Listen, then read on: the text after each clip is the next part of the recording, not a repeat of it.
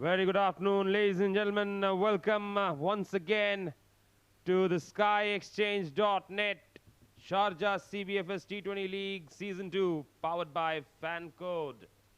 You're watching us live from the Sharjah Cricket Stadium. It's bright and sunny. On the last day of the league stages, the penultimate match is between Future Mattress and Karwan Cricket Club. Of course, not very significant this game. Future Mattress would want to win and finish unbeaten in the league stage. What happens is something that remains to be seen. Let's find out what the surface looks like. Asim is down there with the pitch report.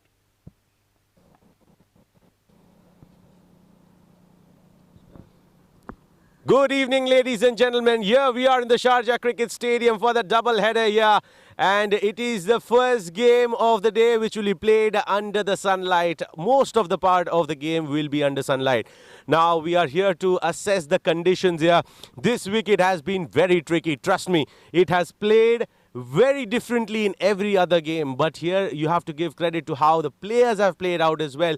But at one point of time, this wicket which was covered here, I think the first half of the game would probably assist the spinners out here, wherein you might have a certain stickiness which is going to be offered to the spinner. So I think here on this track, as the day progresses, it's going to be relatively easier for the batters to bat on. But in the initial phase, it's going to be slightly tricky because the ball is going to grip. The wicket was covered. There is a lot of moisture available on the surface, a hint of moisture, I would say. And that is definitely go and come in play in terms of, assisting the spinners. I think wise choice will be when you come out, I think bowling first is the right option here. Win the toss and bowl first. Yes, that's how things have gone in the last couple of days here. No two ways about it. So Asim thinks it's better to do that. Well, let's find out what the captains think. He's down there with the two captains for the toss. All right, so it is toss time here, and it is the double header, and we have the first game here between Karwan Cricket Club and Future Mattress. Out there are the two captains here, Umair Ali Khan of Future Mattress, our match referee Iftikhar Ali, and the captain of Karwan Cricket Club, Babar Iqbal. Umair has the coin. He's going to flip. Tails is the call. Tail it is. And tails it is, Babar. Good toss to win. What have you opted to do? We would like to bat first. Well, what is the reason? What do you make out of the surface? The reason is that, we want to see our strengths for the upcoming event. So we want to give the chance to the guys, to bat on.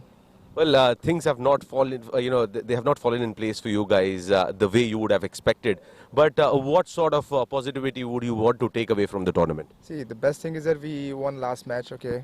And the second thing is that, we did some mistake. So definitely, for the next tournament, we'll capitalize and come back stronger. Well, you guys are playing a lot of tournaments across UAE. You coming out and playing. Would this match give you guys that sort of a strength to come out and play positive cricket in the other tournaments? Yeah, definitely. We are playing in ICC as well. So definitely this win, will give us extra boost to perform better. Well, any changes in the side that you guys are coming in this game? Yeah, PI is in and Salman is out. Well, all the very best. Go well. Thank you so much. Good luck. Umar, toss हारे हैं, bowling कर रहे हैं, लेकिन जीतते तो क्या करते? बिस्मिल्लाहिर्रहमानिर्रहीम। हम लोगों ने भी यही प्लान किया था, टॉस जीत के जो है बॉलिंग करेंगे, क्योंकि हम लोग 2-3 मैचों में हम लोगों ने बैटिंग की थी और चेज़ कर रहे थे। तो इस बार हम लोगों ने लड़कों से डिस्कस किया था कि हम लोग जो है टॉस जीत के फील्ड करेंगे और जल्दी से जल्दी इनको रोकेंगे और चेजिंग पे जाएंगे, क्योंकि आगे बड़ा मैच आ रहा है, तो उसकी तैयारी करेंगे। चलिए, बड़ा मैच तो आ रहा है, टीम से बड़े प्लेयर भी गायब हैं, नेशनल ड्यूटी पे जा रहे हैं। अच्छी खबर है कि काफ़ी टीम में से लड़के सिलेक्ट हुए। एज अ टीम मैनेजमेंट के लिए बहुत ही प्राउड मोमेंट है। बट ओवरऑल इस सिचुएशन को किस तरीके से टैकल करते हैं? कोशिश करेंगे इसमें ये कि रोहान और अली शान और अश्वंत तीनों मेन प्लेयर हैं, तीनों नहीं हैं, तो इस मैच को खेल के हम लोग कॉम्बिनेशन बनाएं और सेमीफाइनल को जीतने की पूरी कोशिश करेंगे। तो हम लोग यही सोचेंगे कि जो कॉम्बिनेशन हम लोग जो ये मैच खिला रहे हैं, मोस्टली हम लोग सेमीफाइनल में भी यही कॉम्बिनेशन खिलाएंगे और अच्छा मैच खेलेंगे इंशाल्लाह। चलिए, टीम में रोहन, अली शान शरफू, अश्वंत वल्थापा तीनों नहीं है, क्या चेंजेस लाए हैं? टीम में 2 चेंजेस हैं, एक सैफ खेल रहा है और एक और चेंज हुआ है, क्या नाम है, लड़का न्यू इकराम इंगनो है, क्योंकि इकराम Janjua is very good middle order batsman, तो हमने इन दोनों को चांस दिया इंशाल्लाह। बाकी टीम एज आपको मालूम है बॉलिंग हमारी अच्छी है और यंगस्टर हमारे पास अच्छे हैं, वसी और फराज बहुत अच्छा खेल रहे हैं। So will do my best. Chale, let's hope that the team does well, and let's hope that you dance as well, very well today. All the very best. Thank you. So the news from the centre is that Captain Babar Iqbal of Karwan Cricket Club, he has won the toss and he has elected to bat first. Well, that's interesting because Asim thought it's win the toss and bowl first, whereas the captain of Karwan, Babar Iqbal, thinks otherwise. Here are the lineups.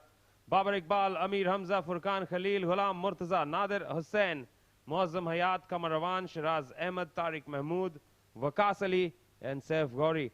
As far as the future matters are concerned, Abdul Malik, Aryan Lakra, Matiullah Khan, Muhammad Ikram Jora, Muhammad Farazuddin, Muhammad Uzair Khan, Muhammad Azhar, Khayyam Khan, the wicket-keeper, Saif Janjua, Syed Ahdar, Wasi Shah and Umair Ali Khan.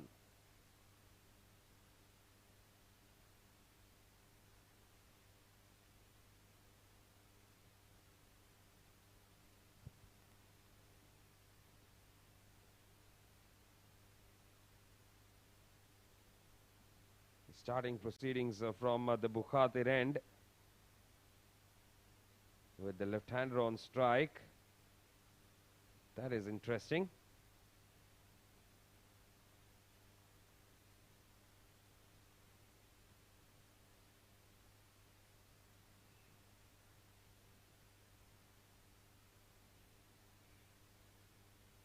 It's going to be Nasir Faraz to start.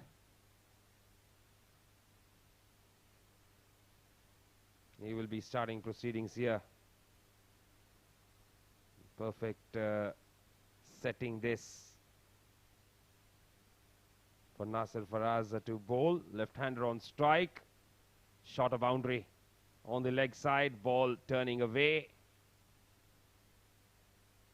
Here we go. First ball. And he goes over the top. Nicely connected there. Fielder in the deep will cut it off. They come back for two. Good running between the wickets there. Off the mark straight away, Muazzam Hayat and Karwan. Here we go. Nicely bowled. Watchfully defended.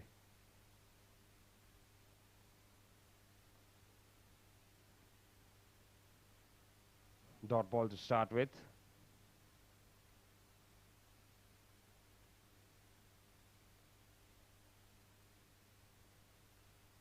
Shortish, cut away, beautiful shot. Very nicely struck off the back foot there. That will run away to the fence for four. First boundary of the innings.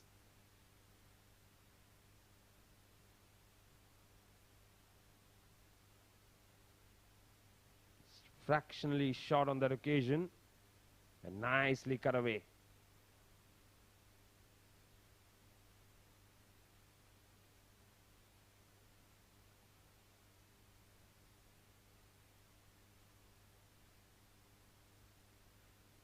Push back to the bowler this time. Another dot ball.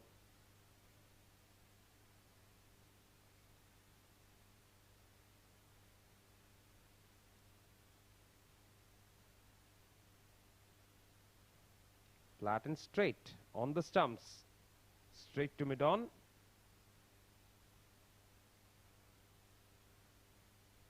He's running through with his overs here.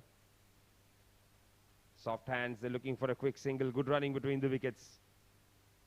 7 runs off the over despite the boundary. It's 7 without loss.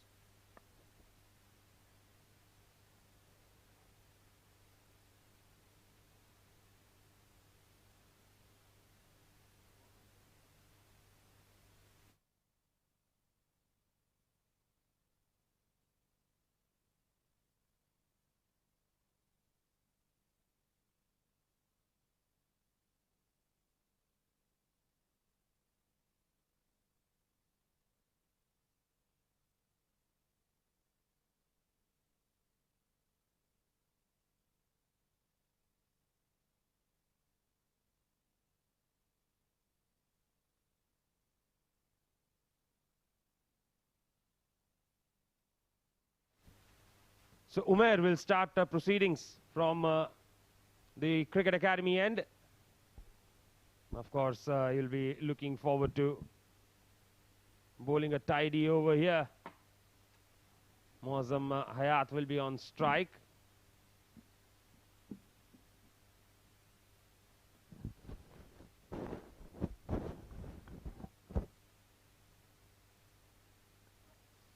All in readiness for the second over to begin. On the pads, tickled away fine by Muazzam. Single to get off strike this time. That will bring Furqan Khalil on strike for the first time. And taking strike for the first time in the com box today is Azhar. Very good afternoon.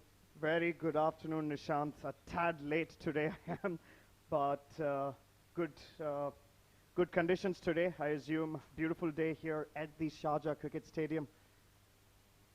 KCC deciding to bat first. Kind of a bold move, I would say. Oh, this is chipped in the air. Could be taken. Nobody there. Very safe and very lucky. Yes, Furqan Khalil there looking to flick it away. The ball stopping on him. Thankfully for him, there was no mid-on in place. Two fielders in the deep are right now for Muazzam long gone, and a deep backward square leg. It's a very packed offside field indeed, and then two deep fielders on the leg side. A very balanced field setup. Muazzam will need to be quite accurate to be able to cut the fielders. They've got a short third man gully and point, and also a short cover along with the mid-off fielder. Very, very tight.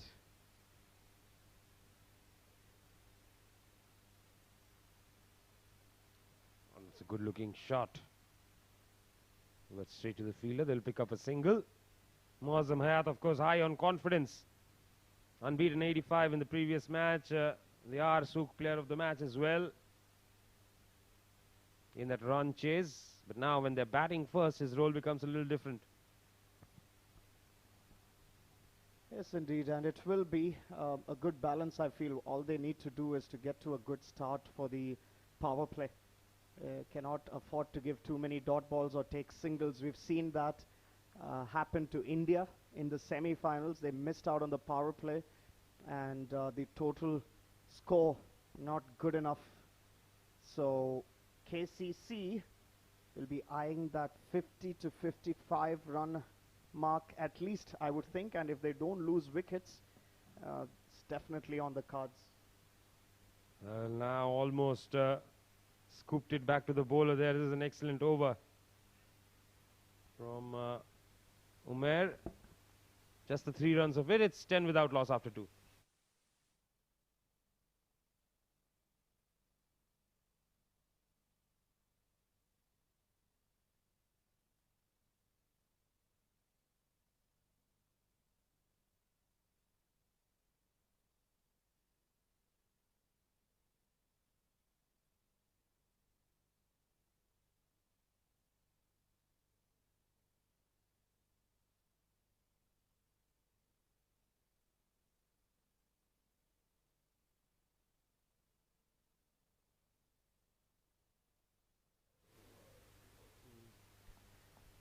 So 2 overs gone, 10 for no loss is KCC.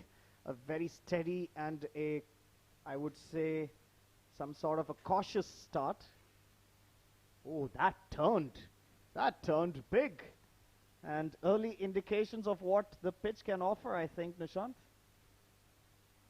Yes, I think at least this game, both the innings, there should be turn. It will be interesting to see Tariq on this wicket. Oh, again, very early into the shot there. Yeah, I think Muazzam is not able to gauge the angle of the turn in the first 2 deliveries, but the way these 2 deliveries have come out, he should be able to have an idea and, yeah, adjust himself rather quite well this time. A single taken. So again, Nishant, we were talking about the first innings total. 165 might still be a fighting total, but then they still need to do well because right now their current run rate is just above 4 runs per over. The pressure will start building in, and that's the last thing you want for these two batsmen to get out early after spending this much time in the crease. The strike rate of at least one of the two needs to be better. The problem is that their batting lineup has been very iffy, very scratchy, not been consistent at all. That has been a cause of concern. Yes, and an important match this for KCC as well. They need the win.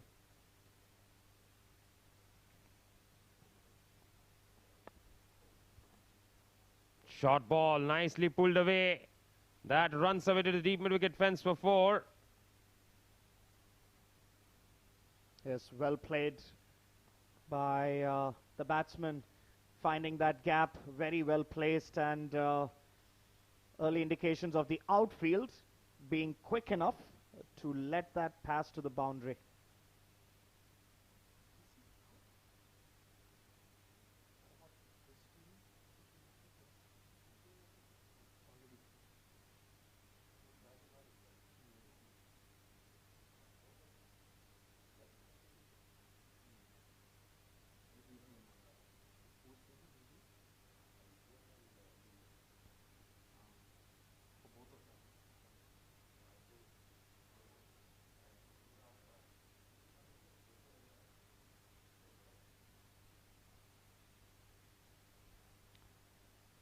So Farazuddin will continue, one of the better pick of the bowlers indeed, can really put the brakes on scoring, except the last delivery which went for a boundary.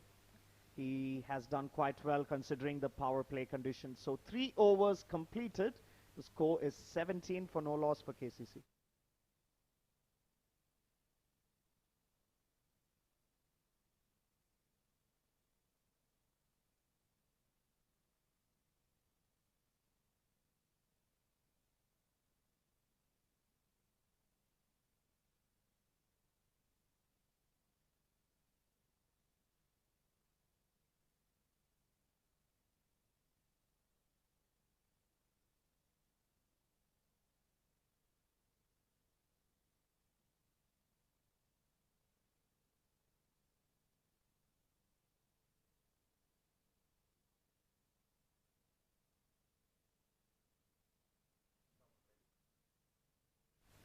So 3 overs gone, 17 for no loss. KCC at this point. Moazzam 15 or 14 will be on strike. Umair to continue.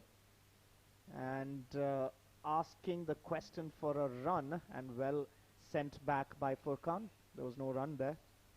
Yes, bit of a yes and no there. Very interesting to see Umair taking the new ball and bowling 2 overs on the trot. Normally we've seen Umair coming in slightly later and not bowling on the trot. He likes to keep a bit of a gap between his overs. Yeah, it's some sort of a, I would say, a practice for him, Nishant, because they are through and they will just be experimenting with a few things now. They're forced to experiment as well because Rohan Mustafa, Ashwant Waltafa, and of course Alishan Sharafu, 3 of them are on national duty, so not playing. Beautifully bowled. Excellent delivery from Umair.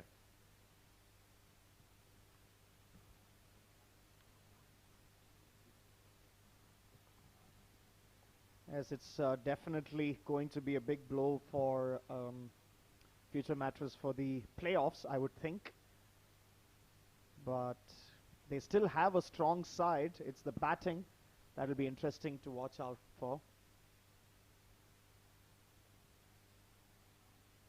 Again, another dot ball here, nicely bowled. And the kind of bowler Umair is, he would enjoy bowling on this surface. This will get better as the day progresses. Second match, do expect some runs. But I have a feeling that 150 might be difficult on this wicket in this game. Short ball goes for the pull. No timing on that one. Just a single. Yeah, the ball is stopping. There's no doubt. It'll be interesting to see how the second innings will pan out. I would say, as we were speaking a little bit earlier, KCC was quite brave in choosing to bat first. Putting up a score of 150 may not be that easy, especially considering the start they have, but they do have the advantage that they haven't lost a single wicket so far. Just being quite cautious, but not able to find the boundary. Their scoring rate is quite slow, just 5 runs per over. 4 overs gone, the score's 20 for no loss.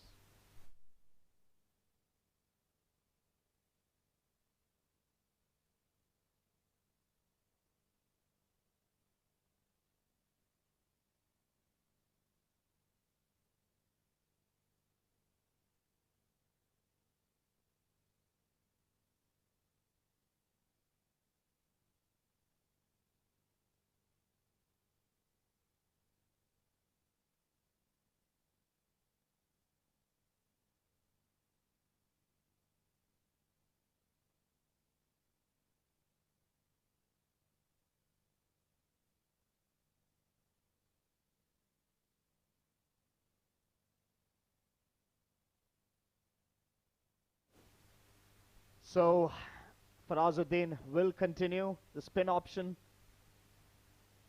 This is lofted. Is it lofted long enough? Yes, it does.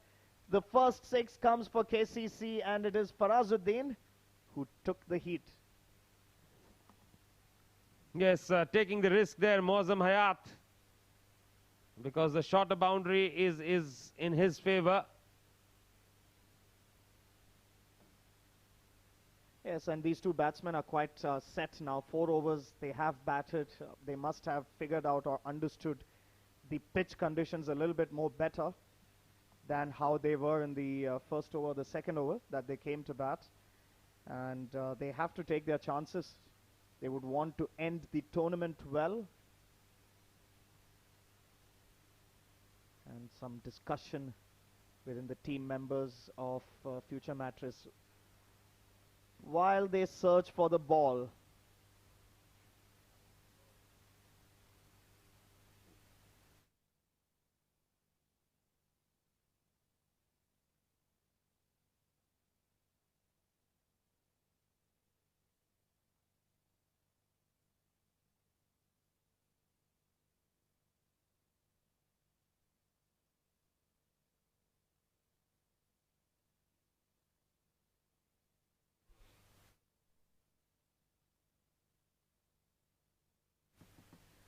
So we are back live. Farazuddin will continue.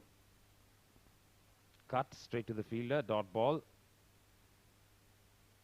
He's adjusting his length. Farazuddin was a little bit in the slot for the first delivery that he bowled to Muazzam, who dispatched it for a beautiful shot in the cow corner region. As Farazuddin getting the turn with the new ball. Can't wait to see Mohammad Azhar come into bowl. That is a good shot. That is a good shot. He has decided to take Farazuddin on here, and I think it is a very good call by Muazzam Hayat. Top tier. This one may not be fetchable, might have gone outside the stadium. Yes, and the umpire has straight away called for a different ball. Don't bother looking for that.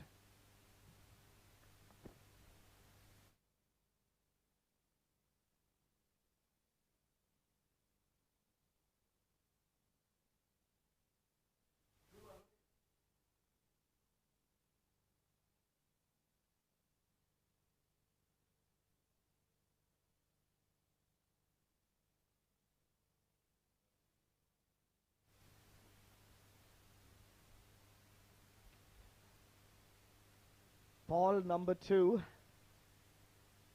dispatched from the match referee. The previous one out of the stadium. Muazzam letting himself a bit loose now.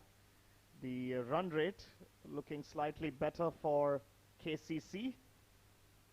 Yes, 2 sixes in that over from Farazuddin. Definitely causing a little bit of trouble. Yes, and much needed as well. This one nipping it back in, and I think that's exactly what Farazuddin needs to do. Keep his variations on. End of over number 5, and the score's 32 for no loss.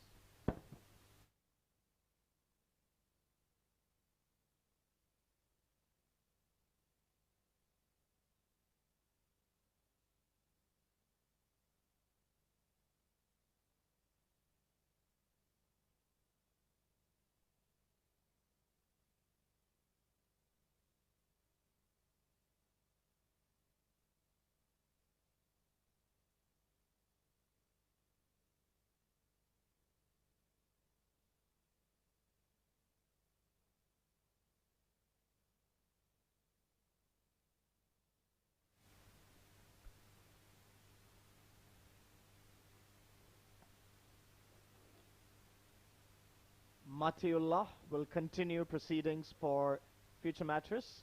32 for no loss is KCC, and I think they've done fairly well to be cautious. They were very cautious in the first 4 overs, just 20 runs off it, but the last over saw 2 huge sixes, and they might be having momentum on their side now.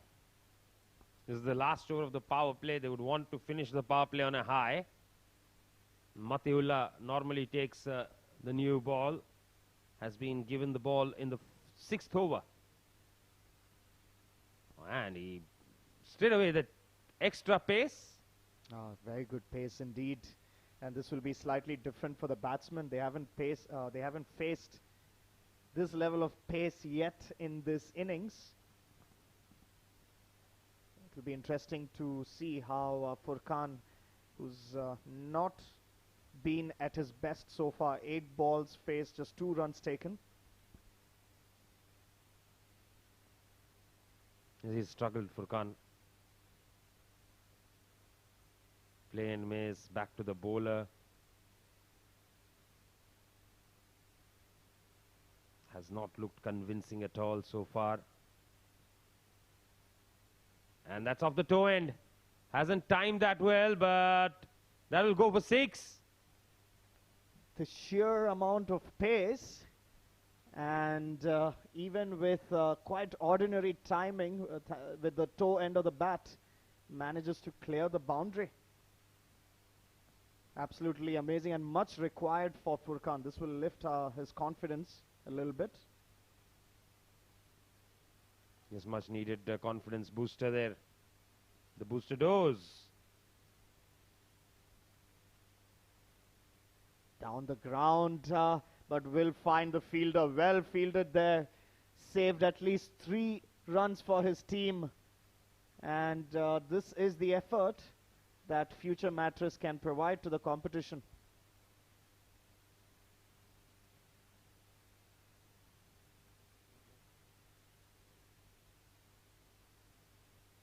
Furkan taking charge down the ground.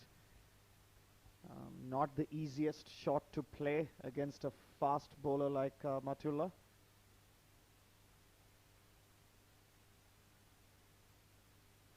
This is glanced on the leg side, but will find the fielder. Pushing for 2. Could this be close? Batsman covering ground, and well run there for 2 runs. Yes, the last couple of overs providing some momentum. 12 of the previous over. And this over producing 9 already with 2 balls to spare. Yes, and future Mattress, they will be looking to finish things well for the league match round. They don't have their main squad playing the playoffs. As you were saying, Nishant, they've gone for national duty, and will be the case. There's confusion here, but the throw not good enough. Furkan makes ground. So as we were saying, the playoffs, they would want to finish well. So far things haven't been going on too well. The power play score by KCC is quite good considering the pitch conditions. They haven't able to take a wicket, Future Mattress, yet. And with these two, setting up base can be dangerous for Future Mattress. Absolutely. At this point in time, it's going to be Mozam Hayat on strike, defended. And that's the end of the power play. 6 overs gone. The score for KCC is 41 for no loss.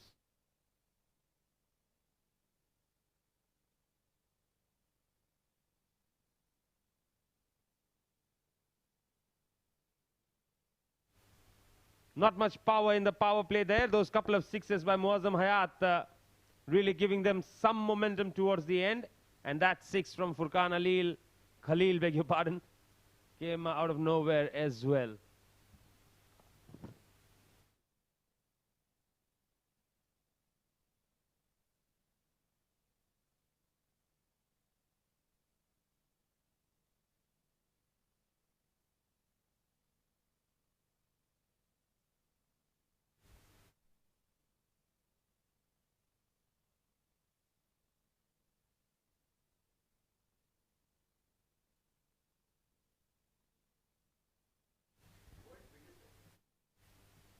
So 6 overs gone. Power play is now completed. 41 for no loss. Steady start for KCC. And Aryan will continue proceedings for Future Matters. Will be looking for a wicket. And it'll be quite interesting to see their approach from here on. Would they want to keep the momentum going at 8 to 9 runs per over, or just save their wicket, get to that 70, 75 run mark after 10 overs and then accelerate? Well, I think it's about time Furkan decides to accelerate, because we know when Muazzam bats through the innings, Karwan can do wonderful things. Hasn't really found his stride yet, Furkan, barring that 6. There, and he's gone.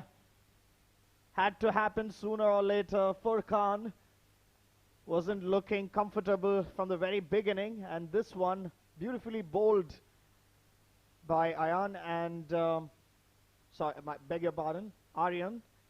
And wicket number 1 falls for KCC. 6.2 overs bowled. The score's 41 for 1.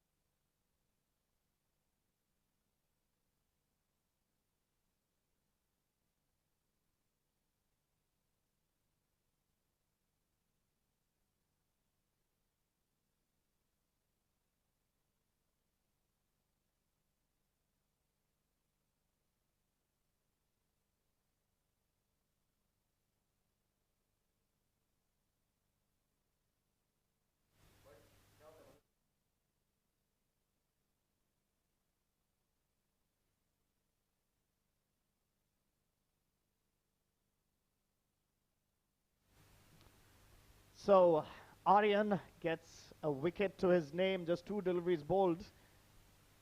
And that brings Kamar 1 down for KCC.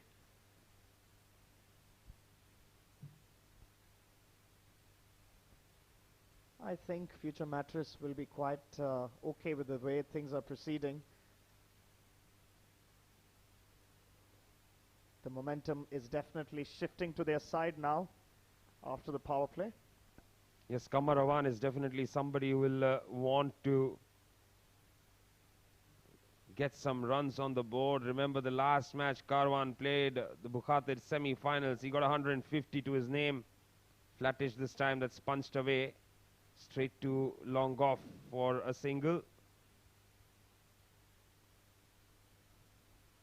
Yes, certainly the teams, we even checked or witnessed Colata Chocolates they could not really find their stride into this T20 format in comparison to the 50 overs where they were quite successful.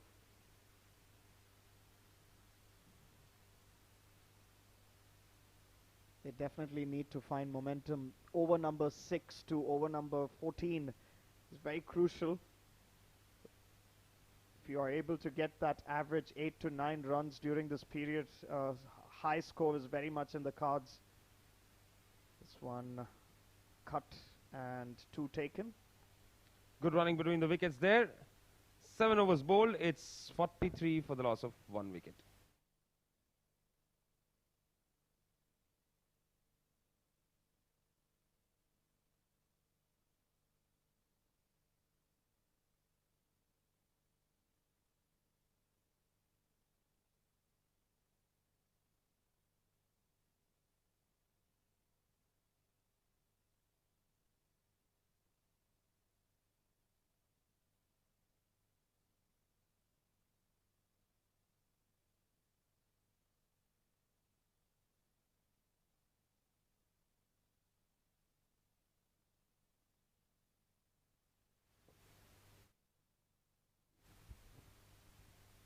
So 7 overs bowled, KCC at 44 for 1.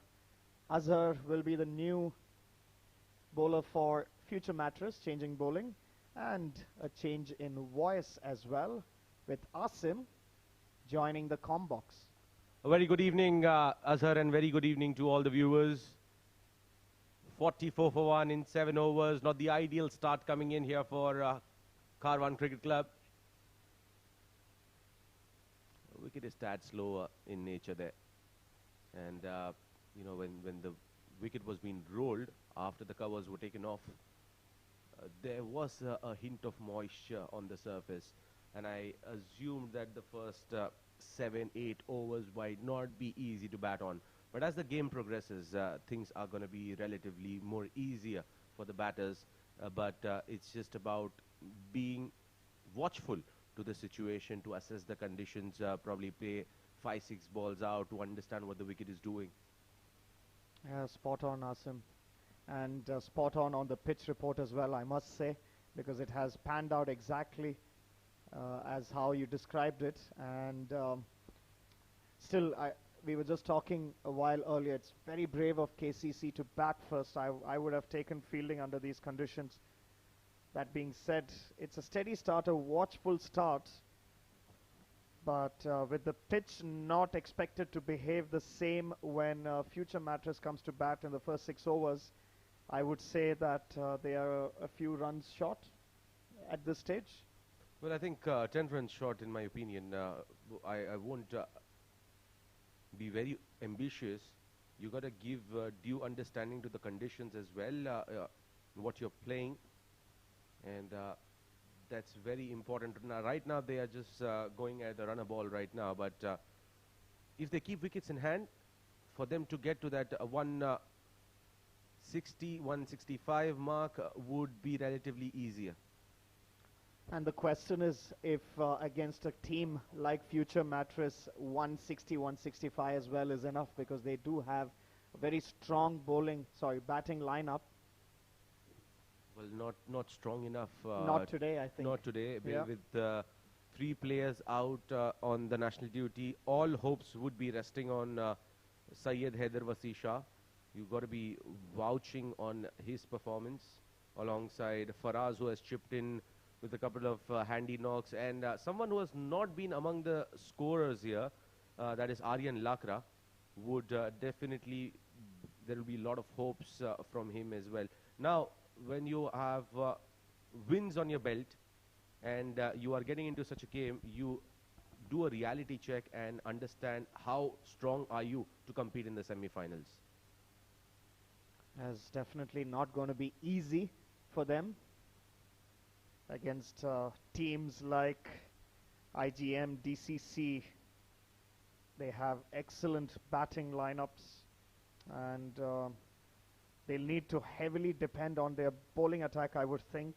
Try to keep the opposition under the 160 mark when they play the playoffs. It won't be easy, but it's doable. and then it might be comparatively much more convenient for them to chase the targets. Absolutely, and this man on your screen, Karwan, he will have to play a very important role here. So is Moazzam, and trust me, the way Moazzam has batted here, it is very impressive because wicket was not easy to bat on, and he has made full use of that time, which was a difficult phase. Yes, and the best thing about him is that he does not go for blind hits. If he sees an opportunity in a slot, and we've noticed that when Farazuddin bowled as well, anything that came in his slot, he dispatched it beautifully. And the rest of them, he's just tried to rotate strike. And that's very mature. That's the right way of handling things. But they do need one of the two to start accelerating. You don't want to be in that 6.5 run per over score at the end of 10 overs, which is what they're doing right now. Well, if you look at the approach right now, they are just trying to avoid dot balls.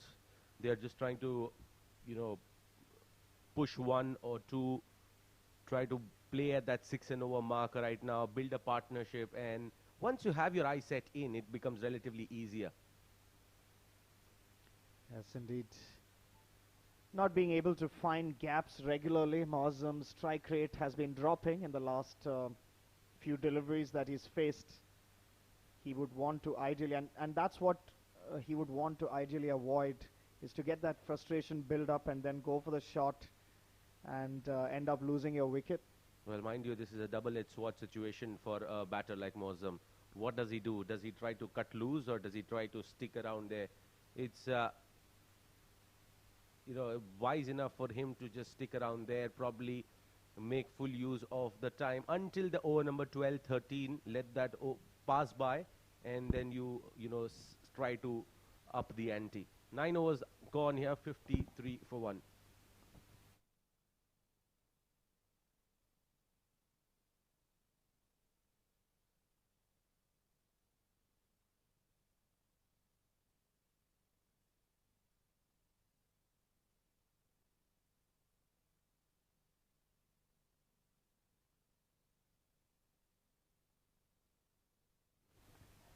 Aryad will continue, 2 overs, just 8 runs. Apologies. Azhar will continue, 1 over, just 4 runs given. 54 for 1 here. Now, probably make sure that the run rate is above 6 and over.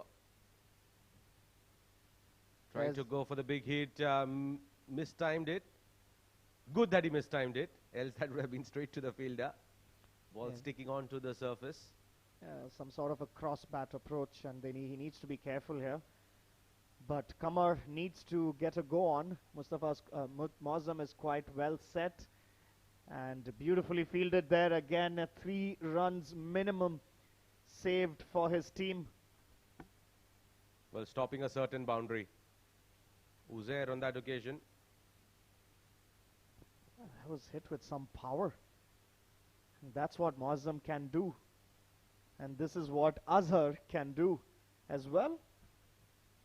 Put pressure on the batting side, who seem to be struggling now.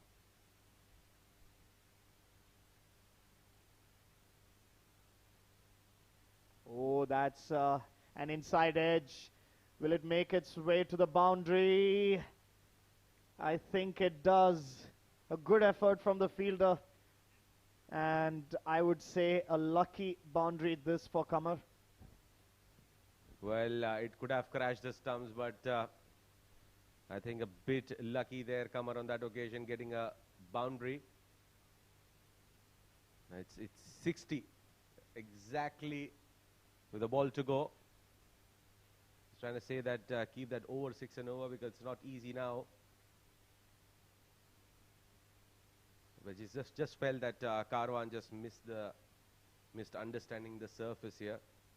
With wickets being covered, there is moisture that's going to be there. It's not going to be easy to bat on. Yes, the sun is beating hard, but need to assess how things are going to pan out in the next probably 60 or 70% of the match. The time that is remaining, you need to assess that. Nonetheless, at the halfway mark, 61 for 1, Karwan Cricket Club.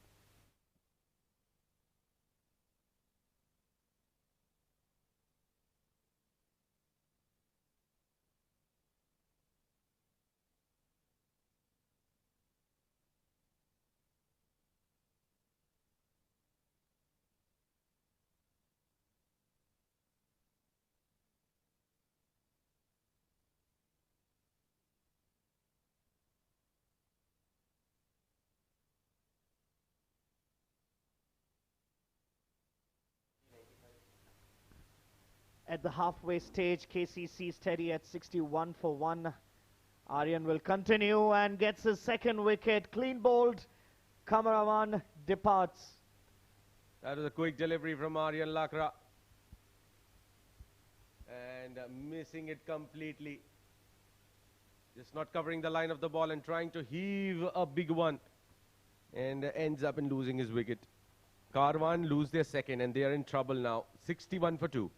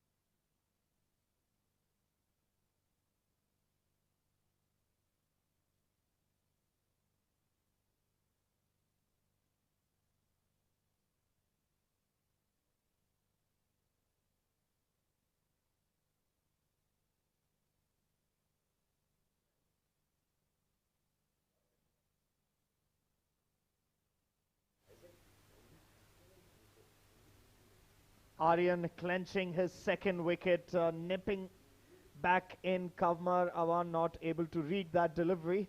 He departed for 11 of 11 and KCC in a little bit of trouble.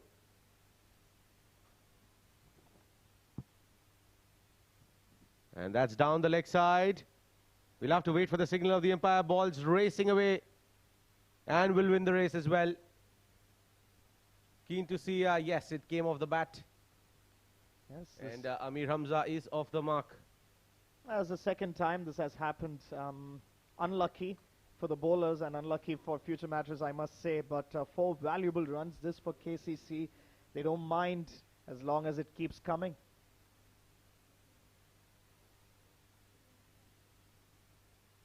Good effort in the field there from Abdul Malik.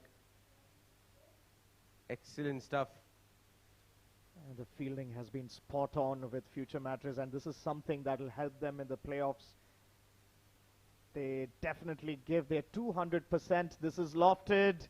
Could this find the fielder? Yes, it does. Beautifully taken. That's the end of Amir Hamza, and Aryan Lakra picks up his second. In fact, third. He's picked up all 3 wickets here. And that is sign of desperation here from Amir Hamza. He came, he got a boundary, played a dot ball, and then gave his wicket away. Is celebrating his wicket in the Hasaranga way. Aryan quite entertaining as well. Amir Hamza departs just 4 runs of the 3 deliveries that he faced. And the score for KCC at 65 for 3 now.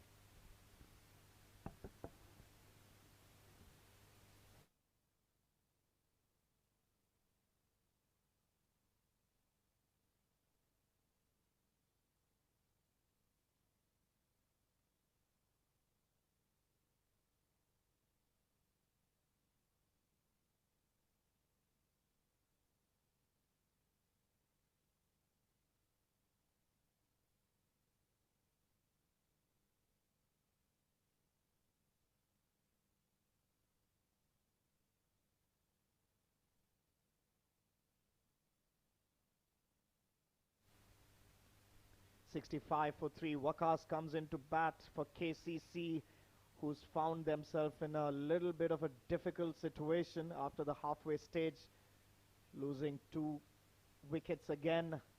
And it's going to be Waqas who will need to provide that momentum for KCC to be able to extend their score. Absolutely. Waqas is the man who can turn things around, but the situation that Karwan is in right now, it's as if they are going to get past 160 mark if they're successful in upping the ante. or they might collapse at under 120. Yeah, I think you're spot on. Although the probability of the 120 seems higher for me, I know you still think it can go to the 160 mark. Of course they can, but they need to build the partnership and the momentum with runs flowing at least 8 to 9 runs per over from here on till the 15th or 16th over mark. And that's 11 overs completed, 66 for 3 KCC.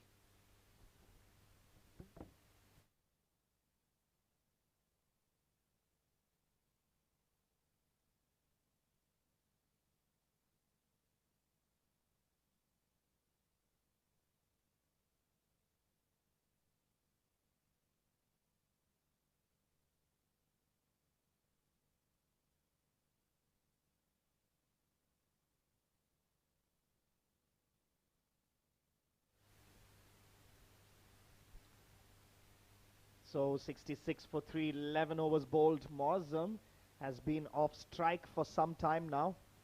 Azhar will continue.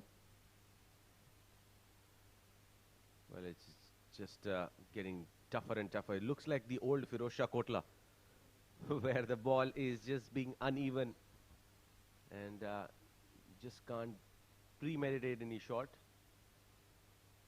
I love your analogies, Hasim. Well put there. And, well, it's been a while since a match took place, even in the Firozshah Kotla, I would think, an international game. It's been a while. It's definitely been a while. And with a lot of grounds across the country, and to have that sort of a ratio to be split around, I think it's only Chinnaswamy, Chepak and Wankhede that gets the maximum out of all, and Eden Garden as well. Of course, the Gujarat one, the new one that has come. Yes, now that is going to be among the, the popular grounds. This is, we have to wait for the umpire signal, but could be well called a wide.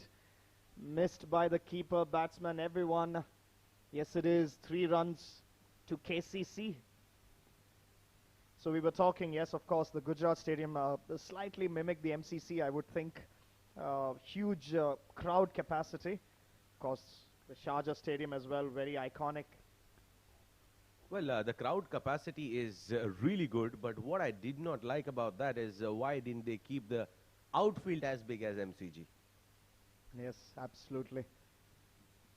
I mean, there was no harm in doing that, right? I mean, Yeah. ropes can always be pulled in if the playing area is massive. But there was an opportunity to keep it as big and have one ground in India, probably giving that Australian effect. That's up in the air, should be taken by the fielder. Umair Ali Khan coming underneath it, and it goes down. There's a difficult chance indeed. He had to cover a long ground. This was a top edge, and he had to come in almost from, but missed out on this opportunity. Well, it was a tough one, mind you, because he had to come in all the way to the 30-yard, and Umair is not the quickest among the lads there. Probably it was a Syed Hyderwasi. Because of his athleticism, he would have made it. That's another thing. Azhar has been missing out his line a little bit, bowling a little bit too much on the pads, making it easier for Moazzam to play it around. But yeah, one of the fielders that I love, especially in the IPL season, we saw Dwayne Bravo. He can run anywhere and take a catch from anywhere. So does Jadeja, one of the better fielders of Indian team. He was certainly missed during the World Cup. Even Bumrah was missed. So the top of the bowlers not being in the World Cup did give some grief for India. And this is something that future Mattress will also miss out. 3 of their players not being able to play for the playoffs. Well, players like Bumrah, Ravindra Jadeja, Mahindra Singh Dhoni, these are irreplaceable players. You just can't find replacements. All you can find is close alternatives who can or who cannot match to their levels. But India was probably lucky to have a leader in the form of MS Dhoni, and all-rounder in the form of Ravindra Jadeja, Virat Kohli, Sachin Tendulkar. These are all legends. They don't They don't, take birth every second year and represent the nation. And when they do, we got to be respecting and, valuing their contributions to the country. Yeah, similar situation, I would say, for future Mattress. So, Asim, who can replace Rohan Mustafa? That's the question. He's Well- definitely the anchor. Well, in the game of cricket, I don't see anyone replacing anyone. It is just about the replacement that comes through, whether he will be able to deliver to his entire potential or not. There is no like-to-like replacement, in my opinion. Yeah, no doubt. That's why this match will be important for future Mattress, Asim, because if they're able to pull off a victory here, that'll boost their confidence quite a bit. And that's a wicket fallen. Aryan gets number 4. Number 4 for the left-arm spinner. Well, bowling at the shorter boundary, and the resilient knock from Mozam Hayat comes to an end. That was an important breakthrough coming through, and what a spell, what a ball he is having here, Aryan Lakra. 4 for 14, and he's into his final over. End of Mozam Hayat making his way back. 41 of 40 deliveries.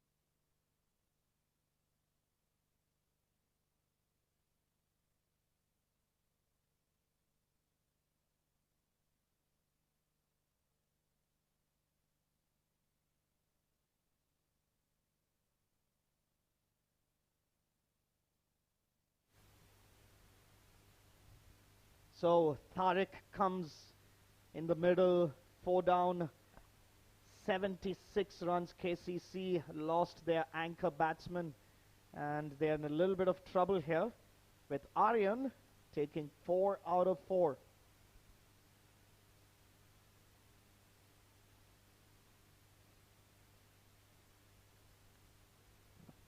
Nice way to get off the mark by the former ex-Pakistan under-19, Tariq Mahmood. Would be interesting to see how he bowls tonight. It's going to be really effective.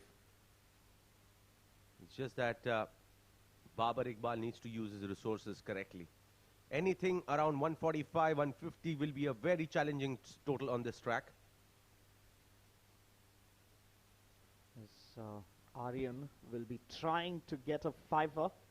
If he manages to do that and get Waqas out early, I think 145 to 150 will be even more challenging for KCC.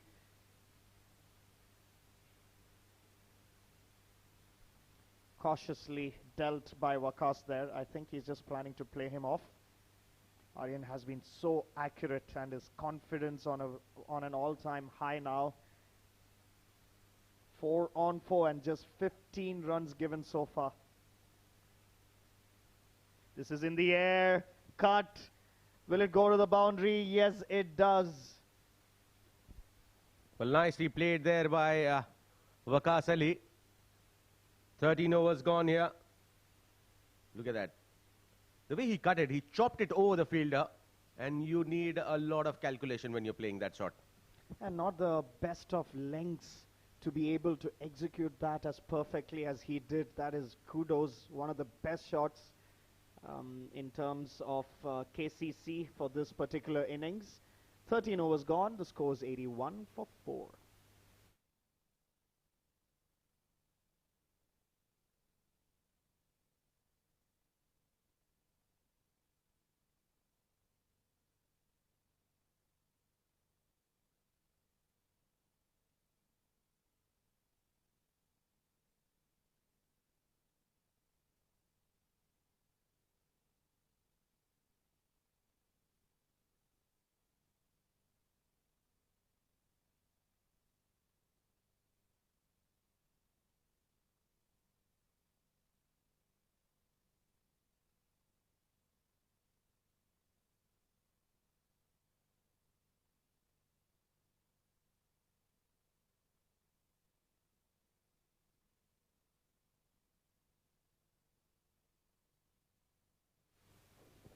Mohammad Azhar to continue here, and Waqas Ali will be on strike.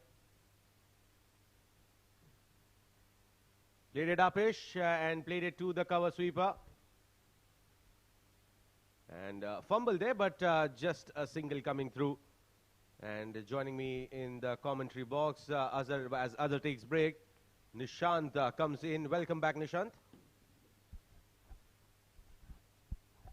Thank you very much, Asim.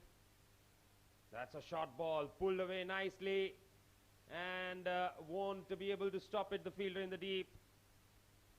So Tariq gets his first boundary. Tariq with the ball is going to be very crucial for Karwan, we know that. Now let's see what does he do with the bat. He played a handy innings in one of the earlier games. Absolutely.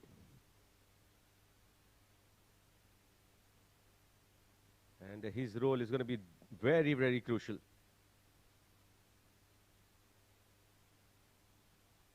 Pulled again, but there is a fielder in the deep. He keeps it down to a single. Couple of deliveries remaining in this over.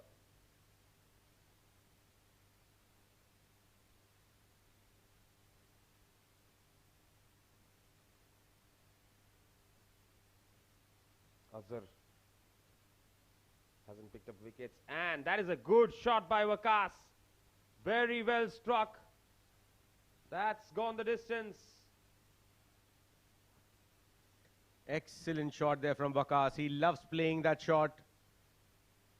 It's the straight boundary, long on, long off. Loves playing, exploring that zone. 94 for 4, and gradually, Karwan, they are trying to pull things back.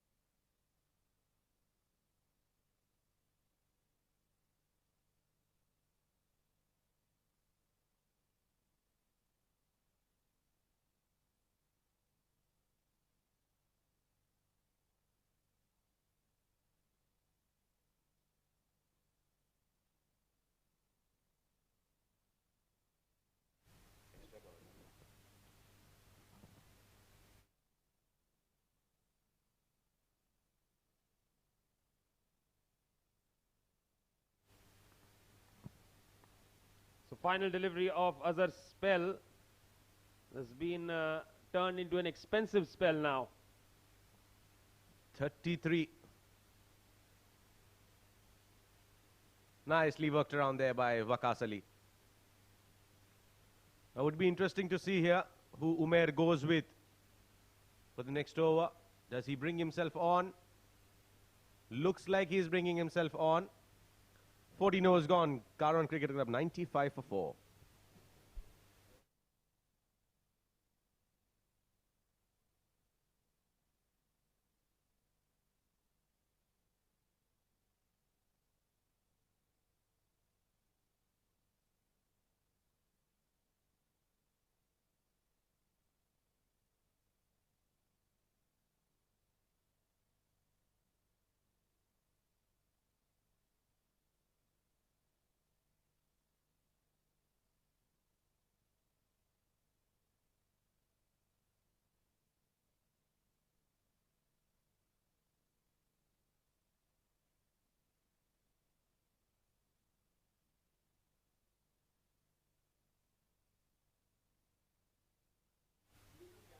As expected, Umair Ali Khan has brought himself on. 2 overs, 6 runs, Nishant.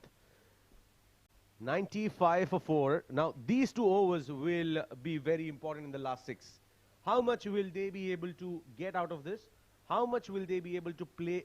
What amount of risk are they going to take against Umair is going to be very vital. Yes, his 2 overs in the first 6 were very crucial in shaping the structure of the power play, and his 2 overs in the last 6 are going to be very crucial in shaping the structure of the final score that KCC end up with. Well, definitely, I can't agree more to that. And more than shaping the power play, it was about how he set the proceedings after power play with the kind of risk that the batter started taking then. It's now Umair taking up the responsibility of starting early in the last leg of this particular innings. He wants to control things here. Waqas batting on 17 of 13. Tariq 7 of 4.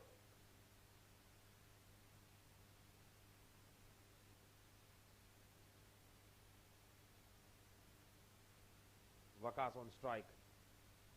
It's tucked away with soft hands. Looking for the second, won't get it. Just a single. Just not sure what Tariq was doing there, but very interesting. Waqas Ali holding, Tariq holding Waqas Ali's helmet. It looks like there was a sense of urgency that was shown by the umpire to hurry things up.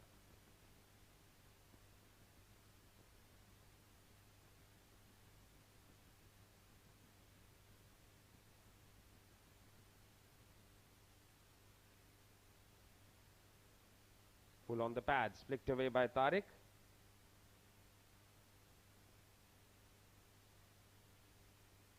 Comfortable single taken.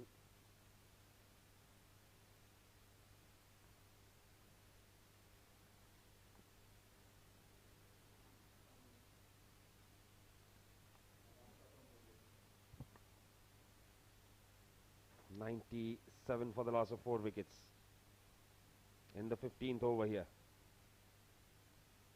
Soft hands, single taken, 3 singles of the first 3 deliveries that Umair bowls in his 3rd over.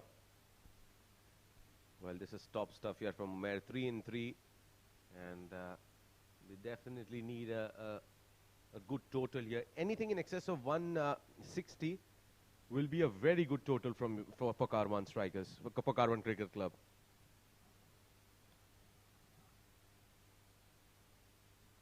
Nicely driven straight to the fielder in the deep. Just a single. But I think, in my opinion, Waqas Ali, not this over, but next over, he should definitely take charge on because of the shorter boundary that he'll be playing on. And also, what that does is, even if Karwan loses his wicket out, they still have opportunity for Ghulam Murtaza and Nadir Hussain to come out and explode. Played it with soft hands. That's going to be a dot ball. Dot balls will be like gold dust here. And Umair has been fantastic. He's not among the wickets. All 4 belong to Aryan Lakra. But the way he has set things up in favor of Aryan, making use of that advantage, of that pressure situation, was immaculate. Here comes Umair once again. Last ball. Worked around for a single, and Waqas will keep strike. Karwan brings up their 100 at the 15 over mark. They have 5 more overs to go. How much will they be able to get in the last 5? We'll have to wait and see.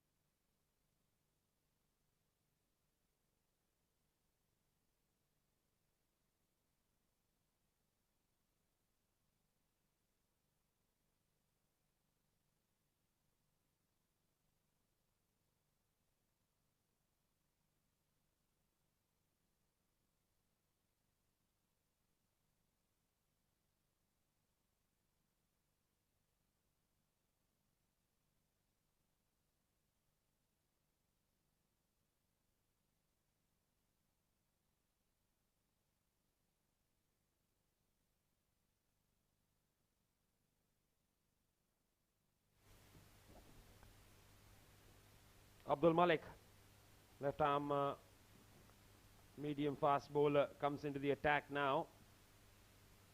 Will bowl a maximum of 3 overs.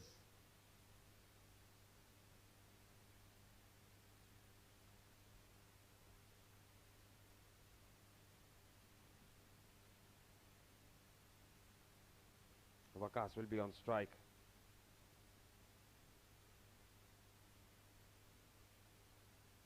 Inside edge and the ball's racing away towards the boundary. What a start to the over here. And they need a lot more of these in order to give a good fight against the mighty future Mattress. Yes, they need to get past 150, try to get close to 160. As close to that as possible. Now that does two things. One is puts them into a little bit of comfort zone as far as how the wicket is playing, and which will play better in the second innings. And not only that, it will switch the momentum in their favor. What that does is it gives you the edge of coming out and performing well with the new ball.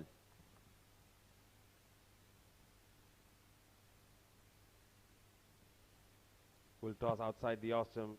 Just trying to push it off the inside half. Single taken. Just from here on, they need all these next overs to produce in excess of 10 runs each, at least. Absolutely. 10, 12, 10, 12. Just keep that in double digit and try as much as possible to get close to that 160 mark. Cut away, but that's straight to the fielder.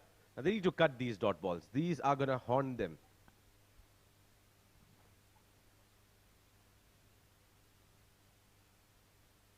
And Tariq likes to play his shots as well. Seen that in the past.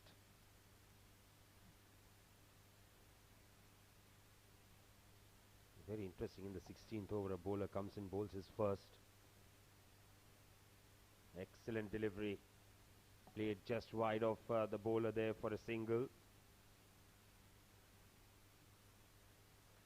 Well, one of these two need to cut loose here. Wakas is showing intent. Execution has to be spot on there. 2 more balls to go. Probably get a boundary here.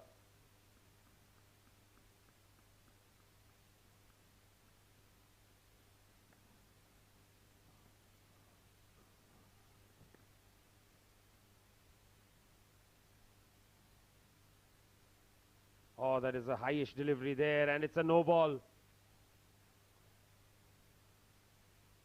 So that will help. It was too far outside the off stump as well. Not sure why Abdul Malik is surprised. Is he supposed to be given a warning for a Bima? Well, that is.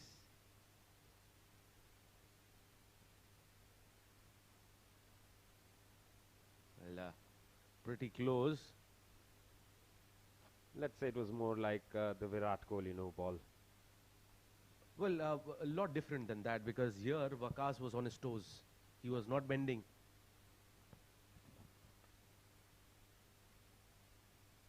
Oh, excellent delivery. Excellent free hit delivery there from Malik.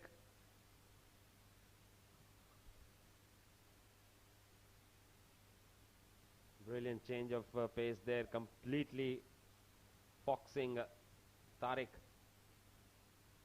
Last ball of the 16th over.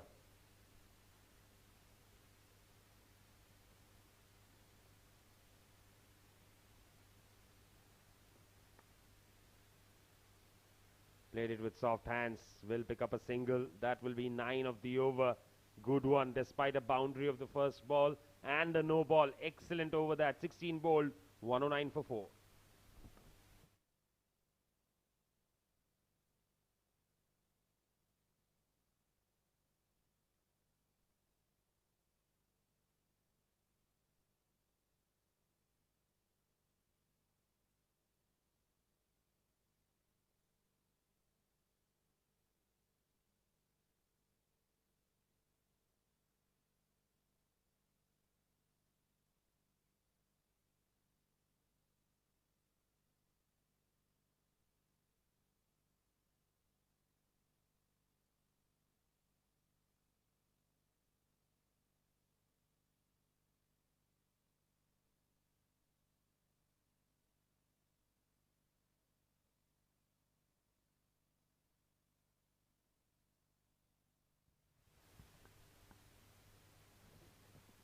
Umair will bowl out.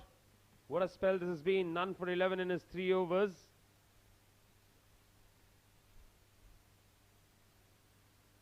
Full delivery, that's been driven nicely. Single taken. Tariq gives the strike to Waqas straight away. Now, Tariq definitely needs to show the intent of going after the bowling. Just being too defensive now.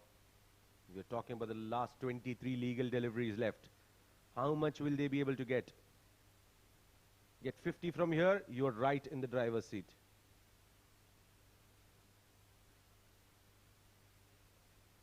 And they get a single. The batter holding his ground there, and which he has the right to. Somehow they managed to get the single ultimately. That's what matters at the end of the day.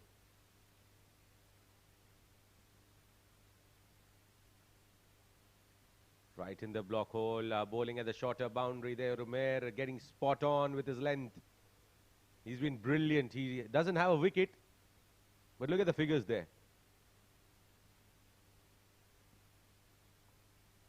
Excellent bowling so far from Umair. He's 14 runs in his 3.3 overs. He and Aryan Lakra has just given shocks to their spine there.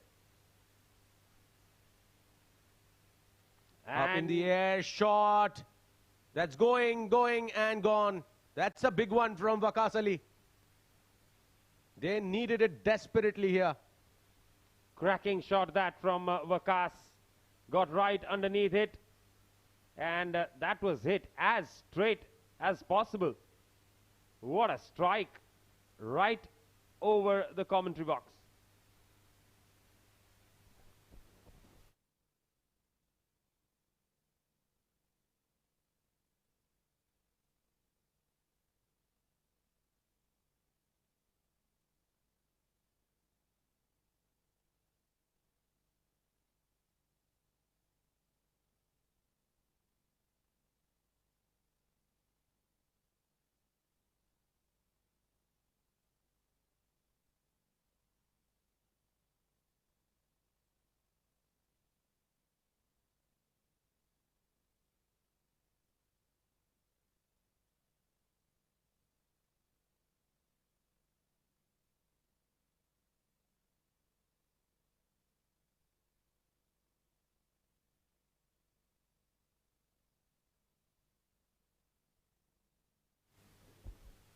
Two more deliveries to go on the pads. Nicely put away.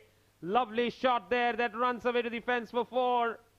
Top this over shot. is turning on. Top shot there from Waqas, improvising.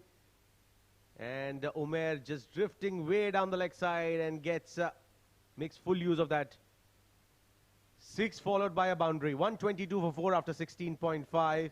And things are looking pretty achievable here. That 160 mark.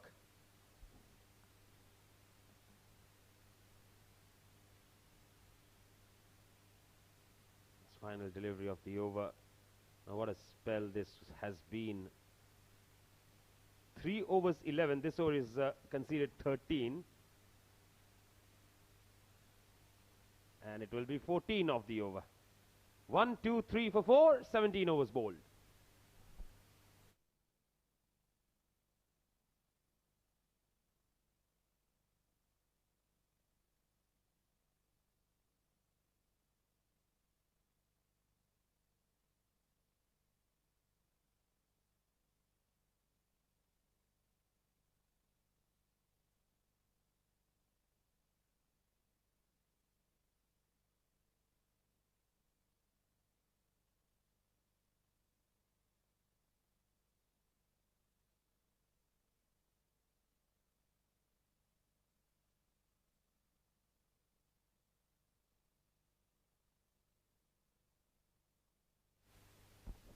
Malik to bowl his second over, and he shuffles across, has clubbed it straight towards the cow corner, and he gets a boundary there.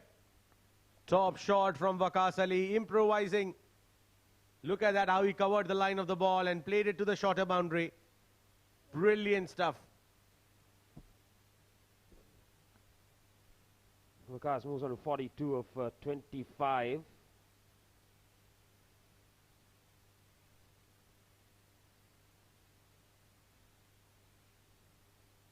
You must be having a target in mind. These two batters, the team as a whole. Well, I think for Karwan, it is all about testing their, you know, the situation that they are in and how much they are able to get from that sort of a situation. And what that does, it gives them a sense of belief that, yes, there is enough strength in our batting that can cover things up pretty nicely.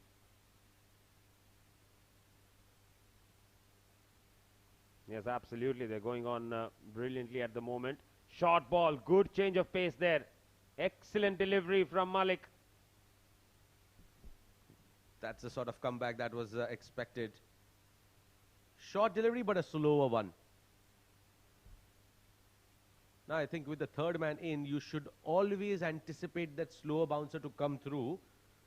Because if that's a quicker one and you come a bit late, it's going to take the top edge and anyway it's going to run for the boundary. And that's an uppercut. It's high in the air, the fielder in the deep, makes the chase, makes the save. Matiullah. Well, the ball just holding its pace there after pitching. And should have been a boundary. He's getting a couple of runs on that. So 6 of the first 3 balls here.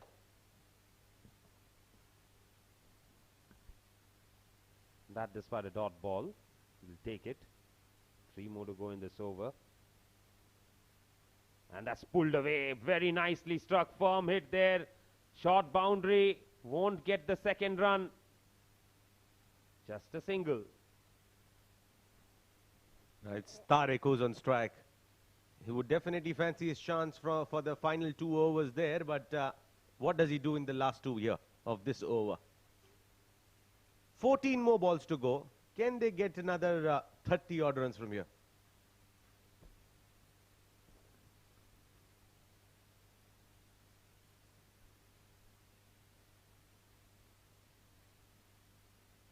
Oh, didn't time it at all. That's a dot ball.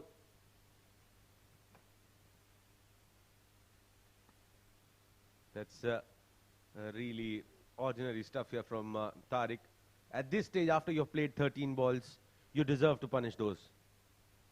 You should be punishing those. All credit to Malik. 9 runs in the first over, just 7 here. Last ball of his second over. Short ball, slow one. He has pulled it away. Has he got it into the gap? Looks like he has excellent effort in the deep. They come back for 2. 9 of the over. Playing it a bit early. Should have wanted to play that even more finer. Not to be so. 18 gone, 132 for 4.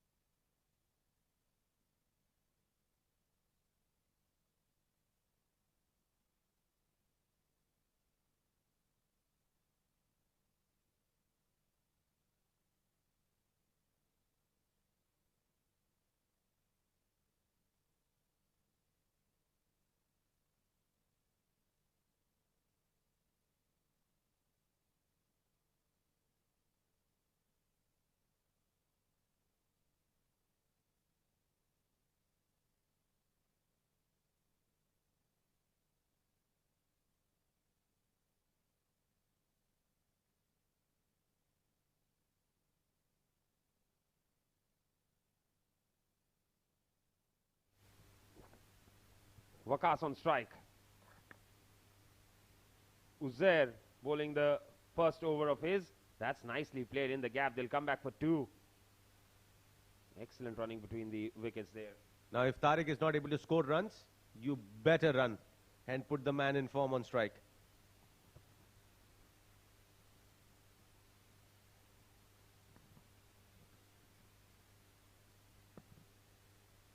knock this has been from Vakasia. Out of nowhere, he has given Karwan the possibility of getting to 160. Crucial innings this.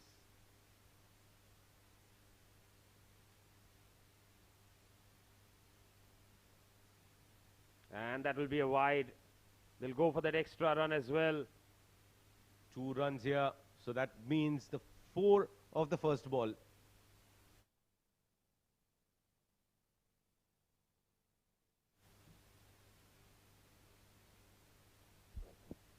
He was backing away and the bowler followed him. And Vakas very smartly then let the ball go.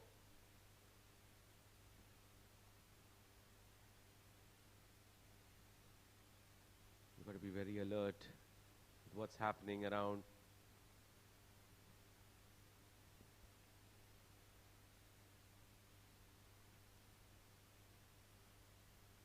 Again, just dealing in singles right now, Tariq. Just not able to get under.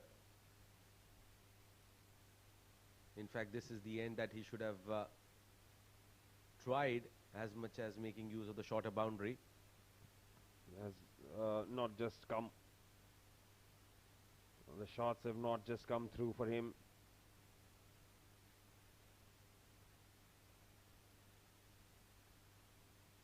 They need probably another 10 odd runs here in the next 4. Can they get? Can Vakas do the magic here? Up in the air, that's missed time. Chance for the fielder.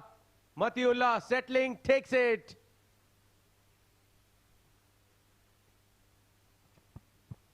Well, that did swerve a little bit in the air. He didn't time that one. That came off the outside half of the bat. Now, I'm really surprised why he actually covered the line of the ball where he could have played it onto the offside, which was a shorter boundary.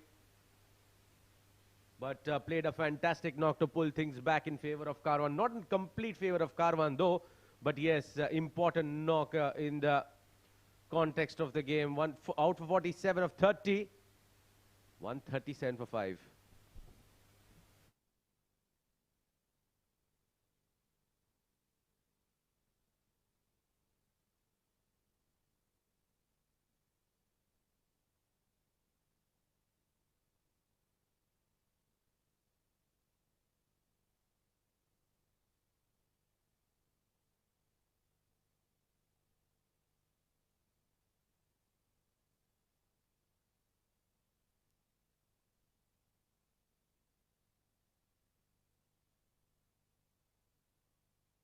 Here comes the big man, Murtaza, Ghulam Murtaza. Short ball, a very short arm pull there from him. Single there. Excellent over this from Uzair. Has picked up the wicket of Vakas, the important one. And has conceded just 6.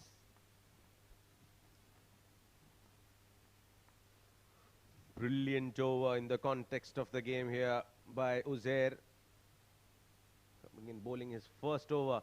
Can Tariq do the magic here? Can he get a big one? Right in the block hole.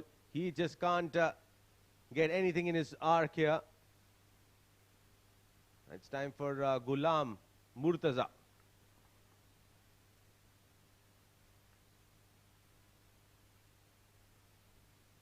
I think they were looking at 160 a couple of overs ago. Now they will bring that down to 150 maybe. Last ball of the innings, of the over, beg your pardon. He has clubbed that one, hasn't timed it. Just a single. 140 for the loss of 5 wickets after 19.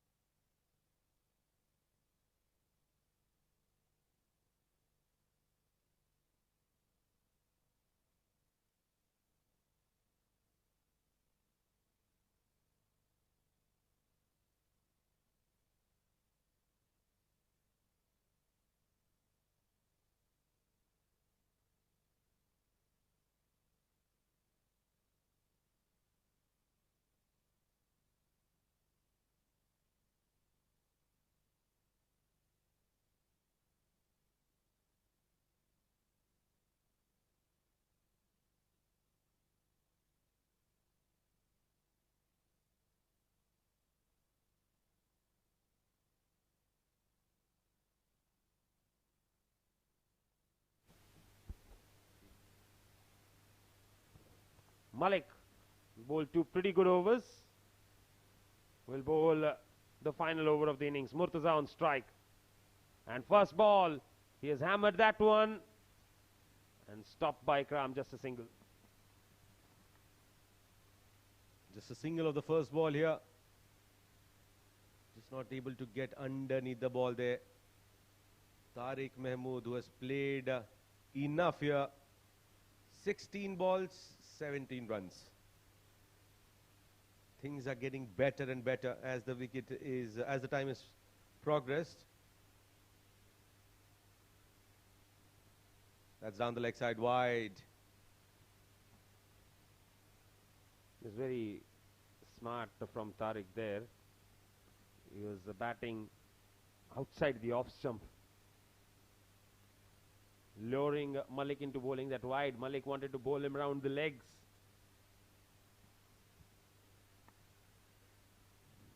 Well, will they be able to reach that 155 mark here? 2 hits in the over. And that's a big one. The first one from Murli. He strikes big. Yes, very well struck. Right in the slot there, and he absolutely thumped it away for a 6. Now they've got 4 balls. Can they push to 160? Maybe 2 big hits, 2 more. 160 will be having a match on. I think they should get to 160 if they hit 1 more.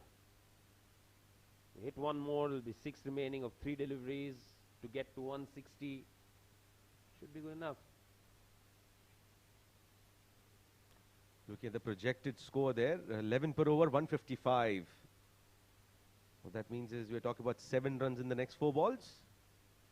Maybe push another 3. Look at that, 10 runs in the next 4 balls. And this time he goes over the offside. Couple of bounces into the fence for 4, 150 up.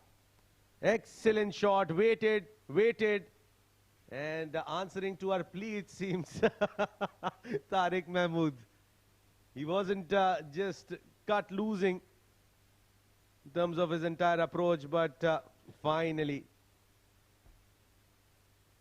look at where he's standing. There is a tape ball tournament that's going to come up, but this is not the one. Oh, good slow delivery there. Excellent slow delivery. He's bowled it outside the off stump. Not sure why did he try to pull it on the onside. He could have played the similar shot with a lot of bottom hand power and got the same sort of a result. Premeditating. 2 more balls to go. Can they get to that 160 mark?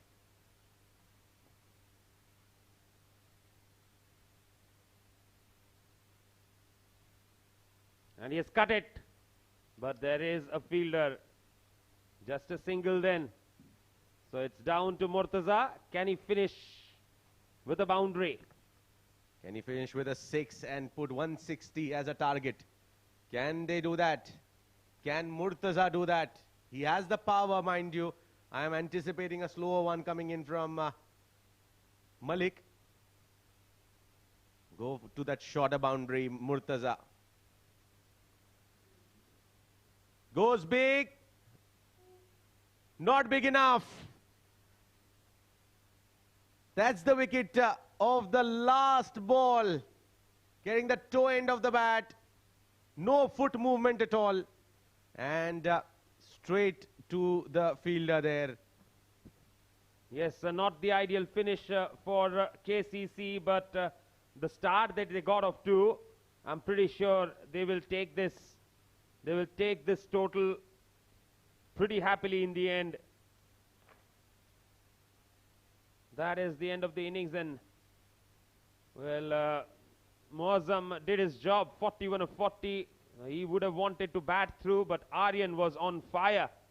And Waqas ultimately got the 47 of 30 balls. Tariq, well, his numbers could have been better. 28 of 20. Finally, that partnership between Waqas and Tariq helping them to get past 153.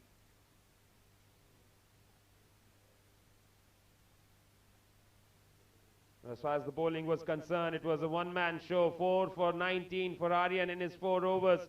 Umair bowled much better than those numbers. A wicket apiece for Malik and Uzair. Well, look at that fall of wickets there. The first one at 41, second one 61, third 65, fourth 76, and then the partnership that pulled things back in favor of Karwan Cricket Club. But all they have managed here is 153 for 6 in their 20 overs.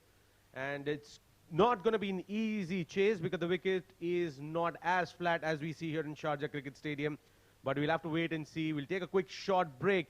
And once we are back, we will be taking you through the live action of the run chase. But before that, this was how things panned out in the first innings. Power play, not played with a lot of power. A couple of hits there from Muazzam Hayat. And took Faraz on the charge there. And a couple of hits from Furqan Khalil, who was not looking convincing tonight, but threw his wicket away. That was Kamarawan. Aryan Lakra was on a roll here. Picked up 4 wickets for 14 runs in his 4 overs. And got the set man out as well. So he was the one who set things up here pretty nicely. And that has been, that was Waqas Ali. Put up a show there and to pull things back slightly in favor of Karwan Cricket Club. Just some wonderful shots played before he mistimed that one. And hold out to the fielder in the deep. And of course, after that, in the last over, a couple of big hits. This was not quite the one that they could have finished with. 154 is the target for future Mattress. At 7.7 runs per over, we'll take a short break and we'll come back with the run chase.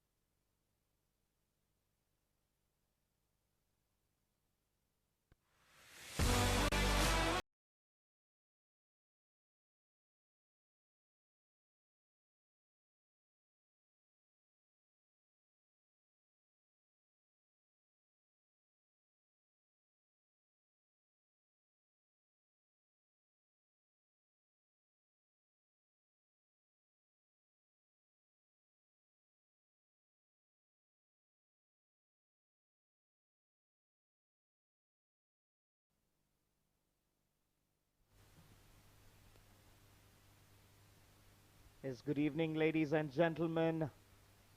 Future Mattress versus Karwan Cricket Club is the match that is being played at the Sharjah Cricket Stadium. We are live here for this league game encounter. KCC winning the toss, electing to bat first, has put on 153 runs in the 20 overs allocated. Future Mattress will require 154 from 20 overs at a required run rate of 7.7 per over.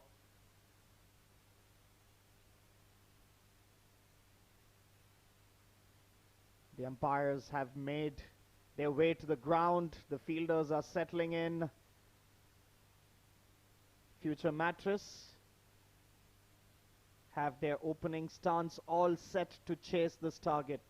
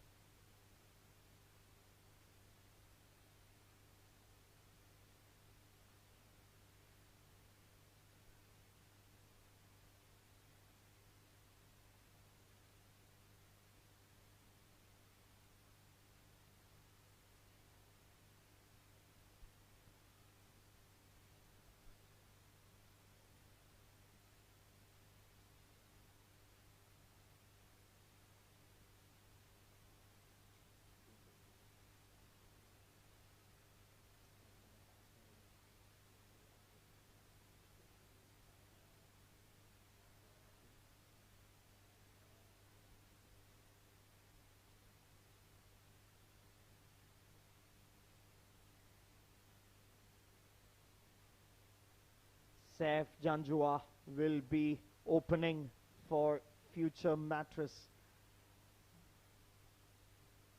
And seems like a steady score to chase. If they get their start right and their momentum going, this should be a comfortable chase for Future Mattress, with KCC needing to bowl really well,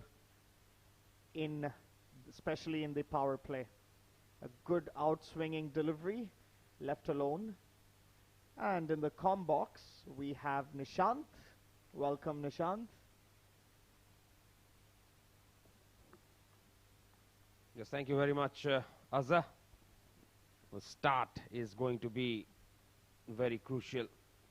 Just get a feeling that you would want to get runs with the new ball. Saif Gauri will start proceedings. First ball. This is up in the air. Will this clear the boundary? Yes, it does.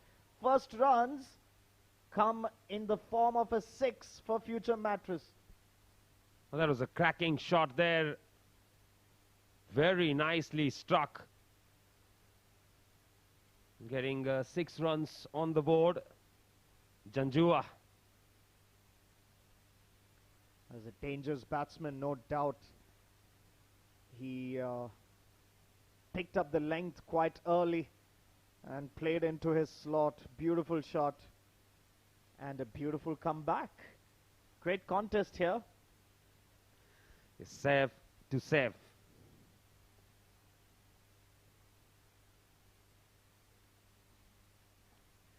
Dot ball, 6, a dot ball. That's how this over has panned out. And that's one of the best things about T20 cricket. You can never know, or you can never expect how the proceedings of the innings goes on. In one over, you can see all kind of things. Wickets, shots like this. This is glanced on the leg side. Will it find its way to the boundary? Barely does. 4 runs to Saif. Yes, it was on the pads. Not the best of shots there from Saif, but doesn't matter when it can fetch a boundary. Yes, he made room for himself and adjusted so well. Not the easiest shot to play. That last minute adjustment and that glance, beautifully done by Saif. So 10 runs already, and this is a good start. The intent is clear, and this one as well finds its way to the boundary. Yes, this is a terrific start here by one of the two saves. Coming down the track, giving himself room and just whacking it away. Again, not very well timed, not the best of shots. How does it matter? Quick outfield as well. And I'm just loving this intent by Saif. He is an aggressive player. They don't have a big score to chase yet. He's taking on the bowler quite well. And the bowler, Saif, finding himself in a bit of a soup here. Not able to contain Janjua so far.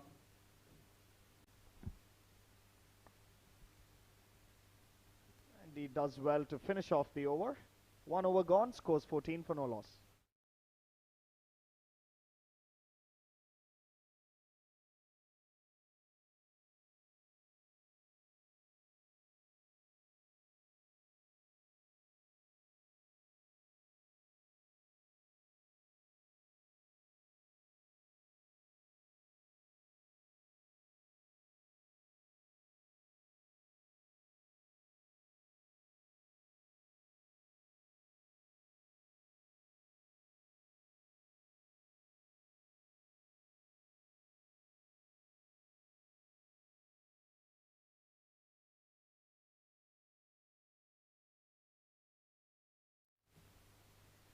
Very expensive first over there, 14 runs. Janjua making a statement. His intentions are clear. He wants to finish the game early and keep future Mattress momentum and spirits high after this game once they come into the playoffs. Aryan will be facing the music from the other end, and it'll be interesting to see how he goes on. Well, it's been his day with the ball. 4 wickets is what he picked up. And that really ensured that Karwan never really got going. Now, it's his turn to see how much turn is available on the wicket for Tariq. Yes, the Mutaya Muralidharan of KCC gets into bowl and just glanced towards long on for a single.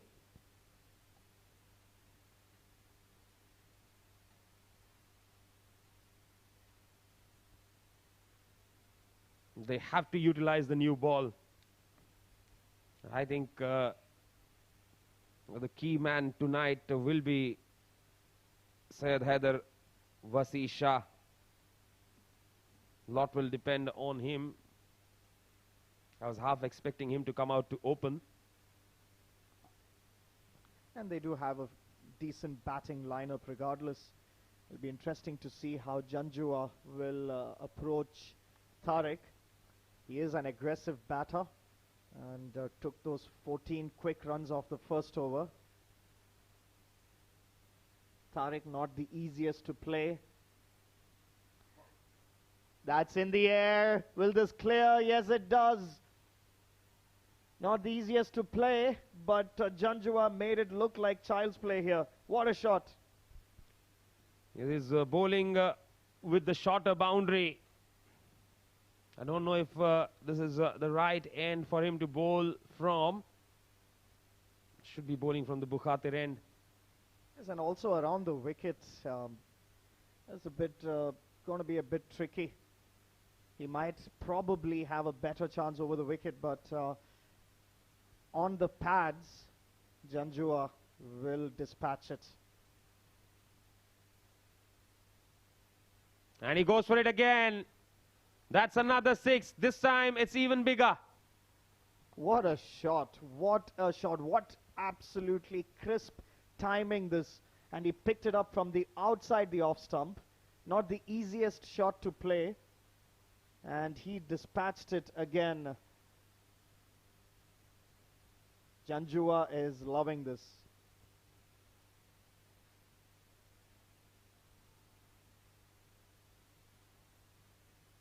Some words exchanged there between the two teams.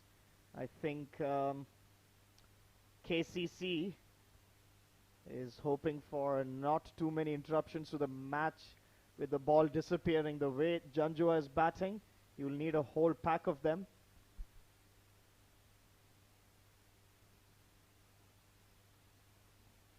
He's so chilled out.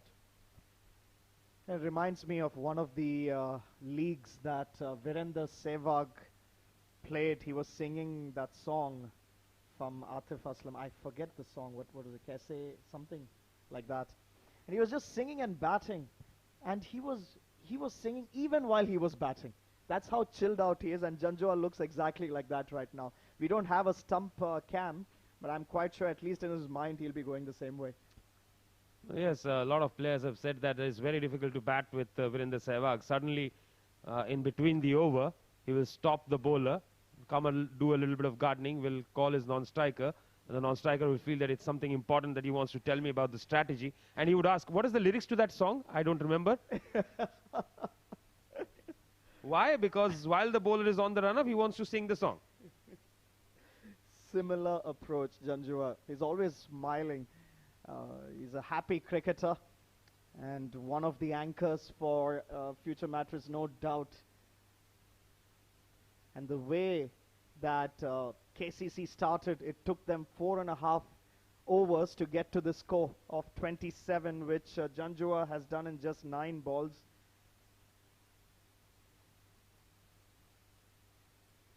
This is just pure entertainment, and I can tell you, viewers, if you are going to stick along till Janjua completes the match, it's not going to take too long.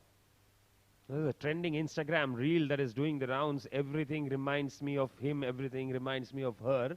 And somehow, whatever we are seeing in the last couple of days, everything reminds of the semi-final. Oh, yes. That's something we want it deleted from our memory. The 2019 World Cup was more hurtful, I would say. Similar shot attempted, but oh, finds the fielder. I thought the timing wasn't good enough, and they had cover there. But Janjua, it's his day. He's on a roll. Has moved on to 30 of just 9 balls. And he has brought down the required rate to 6.7 in 10 deliveries that he has faced. Oh, he's loving it. Another shot, but will find the fielder. Lucky for Janjua, he didn't time it too well. Yes, and what he has done is he has taken the attack to Tariq in his very first over. That must be very, very disappointing for Tariq. And he's not able to get the turn that he usually gets, Nishant. I feel the pitch is as expected, not behaving as how the first innings was. That's end of over number 2. Future Mattress on a high, 32 for no loss.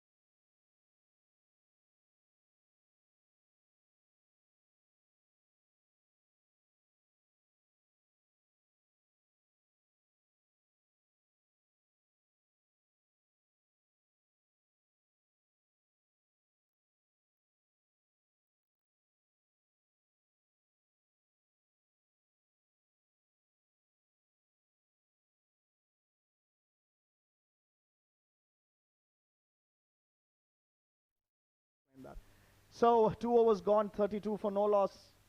And this is up in the air and finds the fielder. Just a single for Janjua this time. Shiraz being given the over now. So Aryan, he's been thinking he might as well have stayed in the pavilion.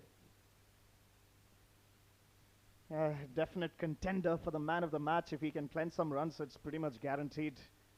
And all he needs to do is to give a supporting role to Janjua, unless of course he has a similar mood to knock it out. definitely one of the textbook players for future Mattress. Just blocks this one out. Yes, that's a little watchful from Aryan. 32 of 11 for Janjua.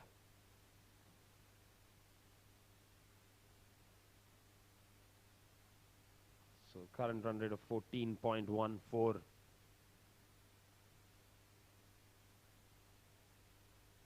Now Karwan, they would want to finish on a high, because remember that there's hardly any gap between the T20 and the T10 tournaments.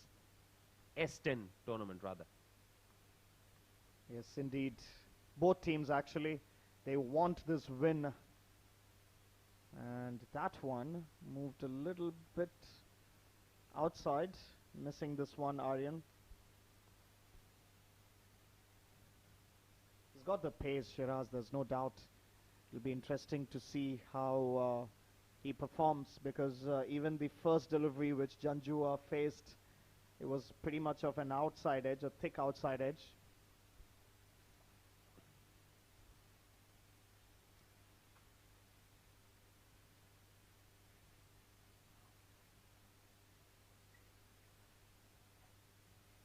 So Aryan hasn't found it easy to get bat on ball, whereas Janjua is striking the ball to all parts of the ground.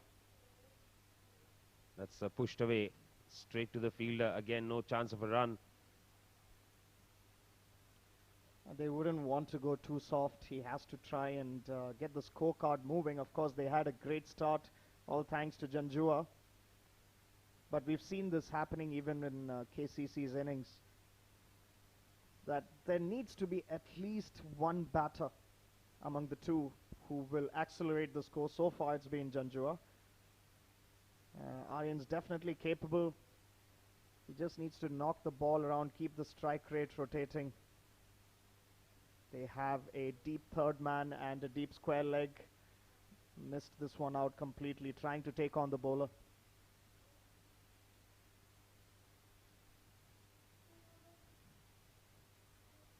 .33 without loss in the third over.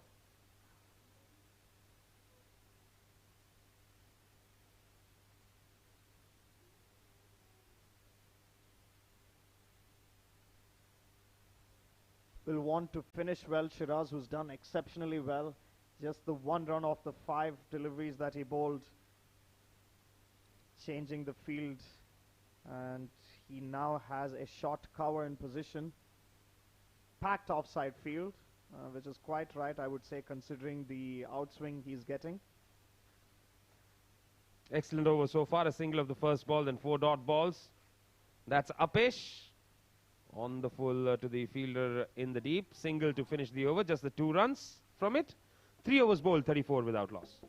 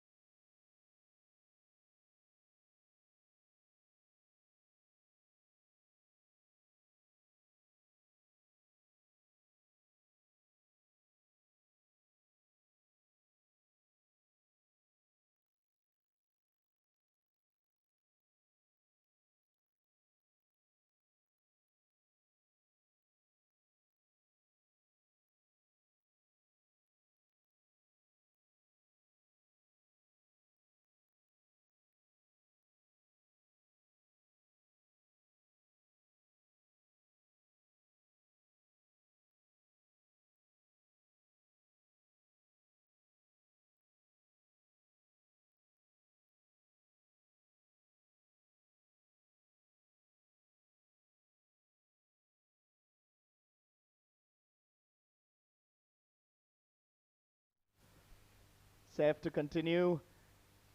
Lofted, and misfield will allow Aryan to get off strike.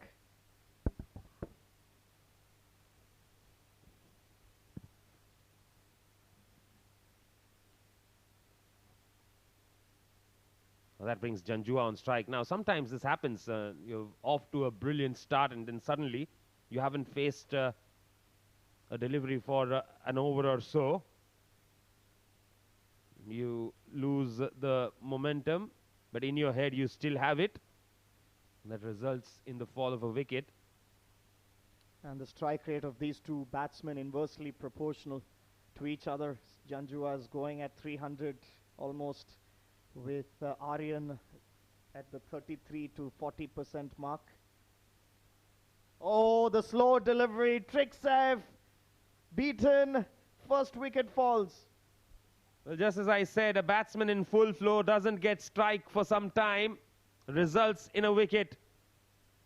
An excellent change in pace there from Saif Gauri. He has the final laugh. Janjua had taken him for 14 runs in the first over, and now he departs for 32 of 12. Karwan have the breakthrough, 35 for 1, our future mattress.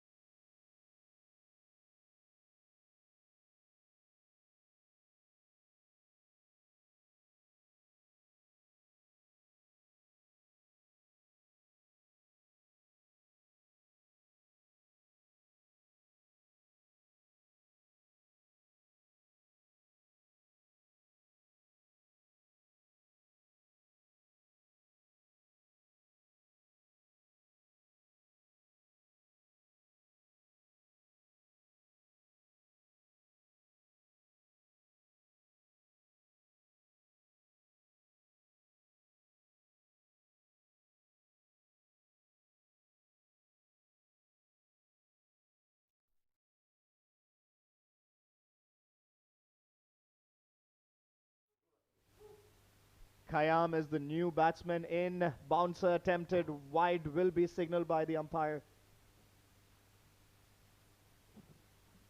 And suddenly, you see the Josh back into Saif, who was hammered in the first over that he bowled by Saif. Yes, you talk about Josh, but he needs to keep his hosh as well. That bouncer was not quite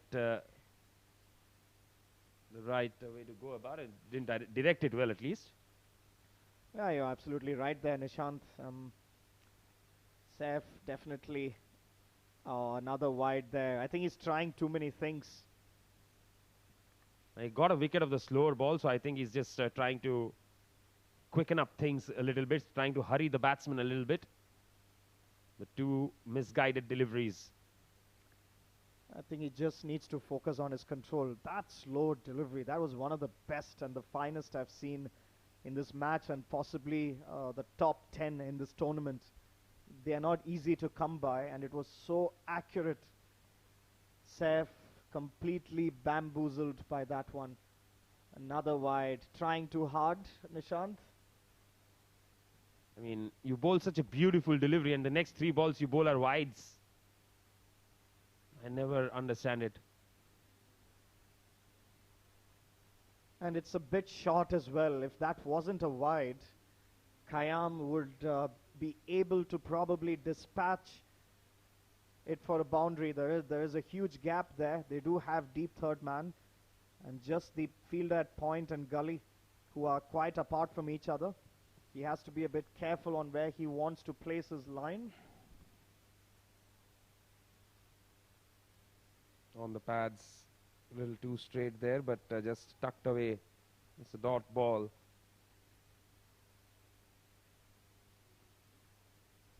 As the panic will definitely come time to time for KCC, because they don't have too many runs on board, just 153. And the way they have started, the current run rate at 10.86, required just at 7. All future Mattress needs to do is to play the innings. They'll find themselves quite comfortable. This one is on the leg side, well placed, finds its way to the boundary. Well, as good as the delivery, he got Saif out too. This has been a poor over from Saif Gauri. Is getting carried away, tried to put in too much pace, and Khayyam won't mind that.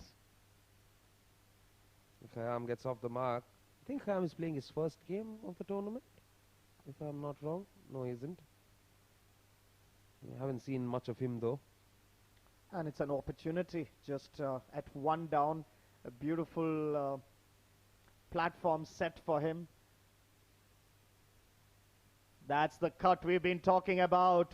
Finds the boundary too wide and too easy for Khayyam. Yes, as I said, this is turning out to be a very bad over. He's bowled all over the place. A wide down the leg side, couple of wides outside the off stump. Bowls on the pads, gets it for 4. Bowls way outside the off stump, gets it for 4. Yeah, and I mean, he's a new batsman. If you bowl wicket to wicket, get his length and line right, he will not definitely go for the big shots. That will help him, help the team to put brakes on the scoring rate. You know, deliveries like these, they're not easy to put them away.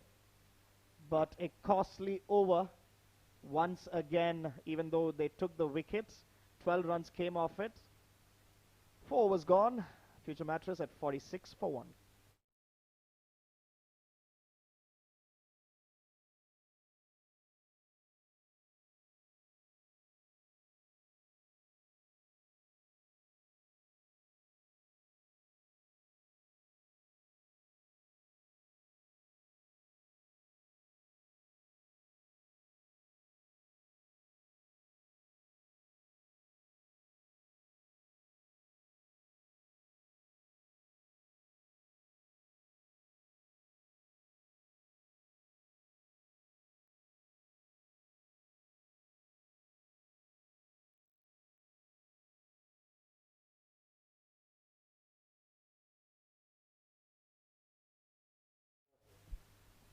Shiraz will continue. Aryan just pushing it away on the offside for a single.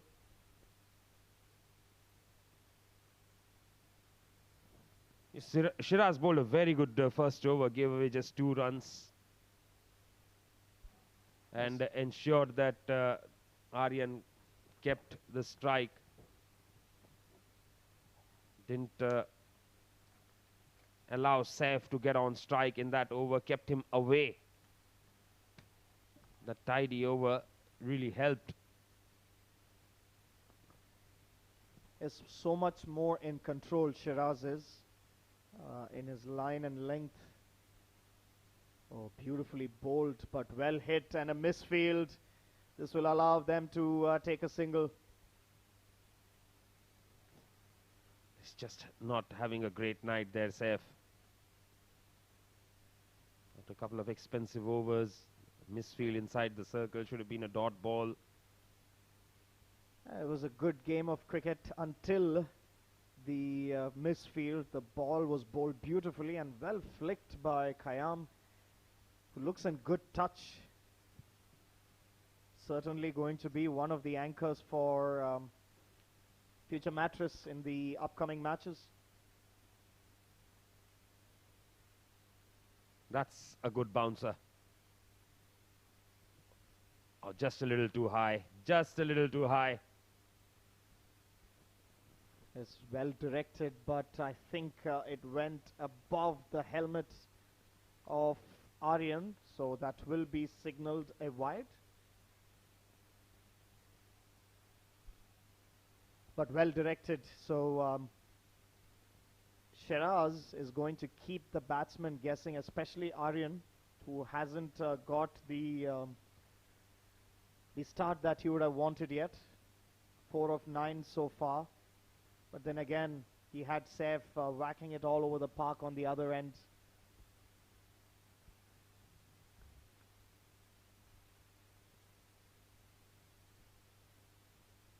Hasn't timed it, but it will land safe. That should be the 50 up with that couple.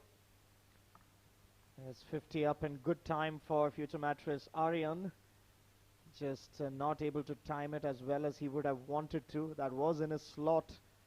I think he was just trying to hit the ball too hard. If he had placed it, there's a big gap there on the covers and extra cover region. I get the feeling that he might be rushing into things. I think if he can just manage to knock the ball around, just focus on his timing, not just to try and hit the ball too hard, he will find himself in a much better or easier position. Straight to the fielder this time. There is a dot ball there. That's more like it. That's what they want to do.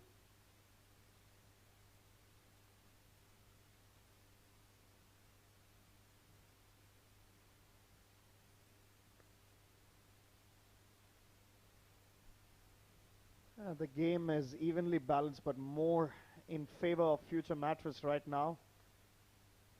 51 for 1, going at a strong run rate of over 10 runs per over. Almost 11, just a shade under that. And that's it up Pishley. That's it into the gap. That will be a boundary. They've been hitting boundaries every over. And beautifully dispatched this by Aryan, and we were just talking about it. They have a huge gap in that cover and extra cover region. If you miss your length, it definitely gives an opportunity for a batsman to, find that gap. Aryan, who was struggling a little bit earlier, trying to get momentum on his side. This over has been quite eventful for him.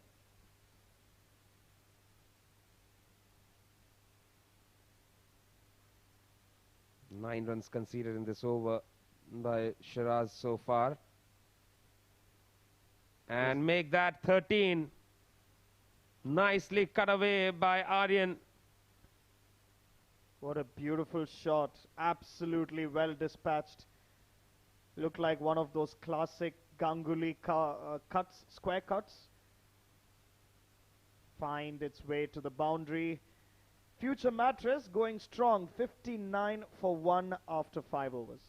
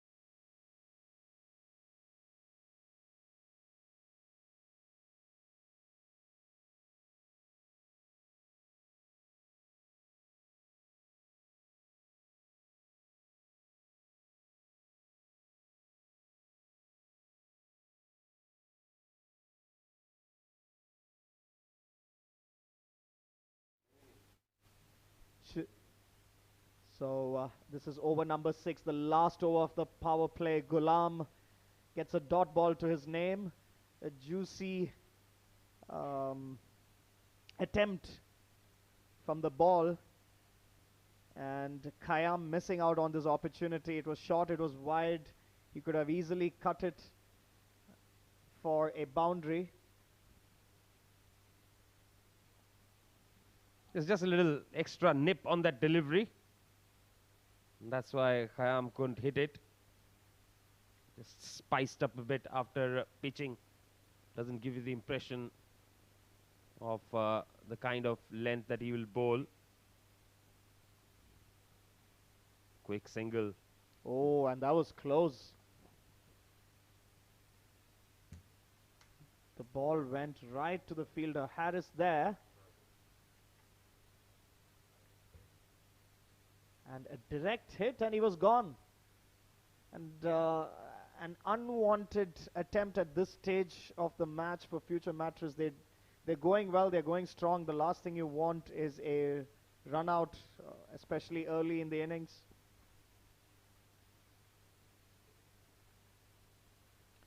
There's still 4 deliveries left of the power play. Aryan will want to make maximum use of it. They have a long on and deep third man. And well directed this by Ghulam, and a single taken. Yes, now that start that was provided to them by Saif Janjua has ensured that Aryan and Khayyam can easily pick up the ones. Required rate just over a run a ball, 6.4 runs to be precise at this moment. This game, if you want to check the probability, I'm sure that future Mattress is in the high 80%, the way they've poised themselves so far. And oh, that's a beautiful delivery. In swinging, attempted Yorker, but missed his line a little bit, Ghulam. And well played by Khayyam as well.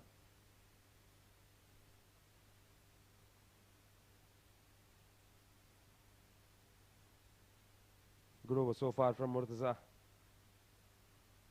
Just the 3 runs conceded. Yeah, and future Mattress won't mind it too much. They've got to a flying start. The required run rate is well below 7 runs per over. They just need to pace their innings well without losing a wicket. They need to contain their wickets. This one is lofted high and will clear the fence. 6 runs. Yes, Aryan there getting that boundary of the over. They're getting a boundary every over. And that was nicely picked off the onside there of his pads. And over the long leg boundary for 6. And there was a fielder there at fine leg. It was quite interesting to notice that they did not even attempt to go near the ball. Could have been an opportunity. A very tough one, a very long shot, but KCC need to take each of them. The umpire just checking if that cleared the boundary.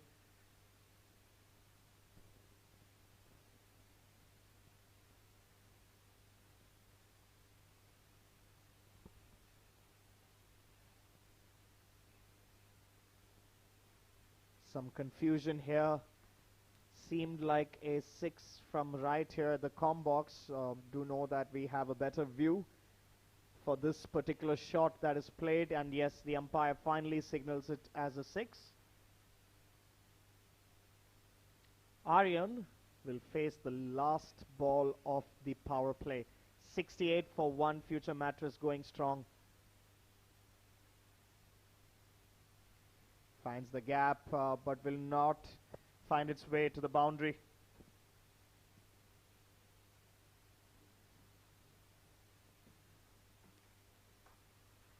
Six overs bowled, 70 for the loss of 1 wicket.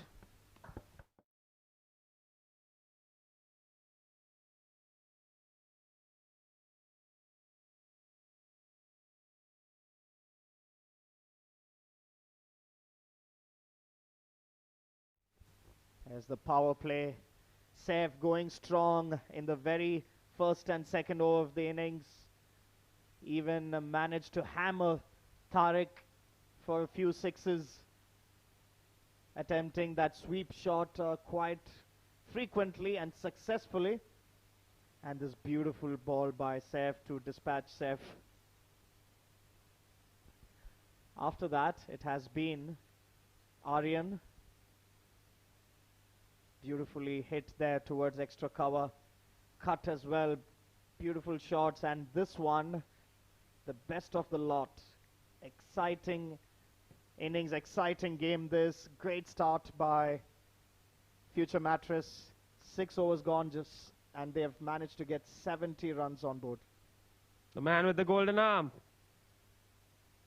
Babar Iqbal into the attack now. He's one of the most chilled out cricketers and team player for KCC. Definitely has the knack to pick up wickets, and that's what they need right now, and rather desperately. Yes, hit that and hit that well into the gap for 4. Khayyam greets Babar with a boundary. It was slow. It was it was almost as if Khayyam was waiting an eternity for that ball to reach his bat, but well placed there. and starts off well.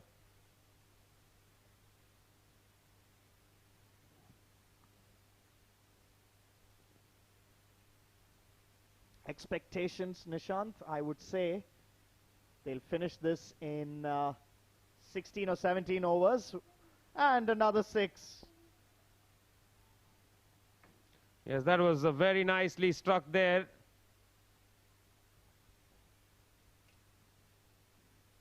Again, slow and lofted by Khayyam. Great timing. Not the easiest shots to play. What a start to the over. 4 and then a 6. He just needs to make sure he doesn't get carried away. The required run rate now far below 6 runs per over, very much in grasp of future Mattress. That was even more flighted, and another boundary.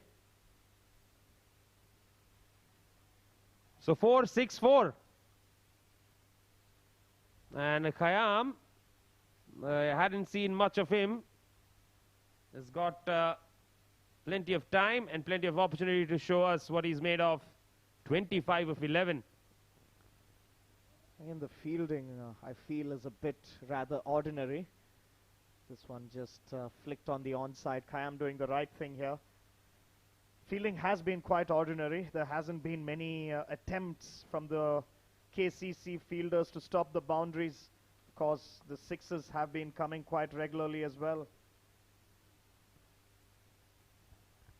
Now suddenly just 69 more required for future Mattress to complete this match, and what a high note it will be for them to take on the playoffs.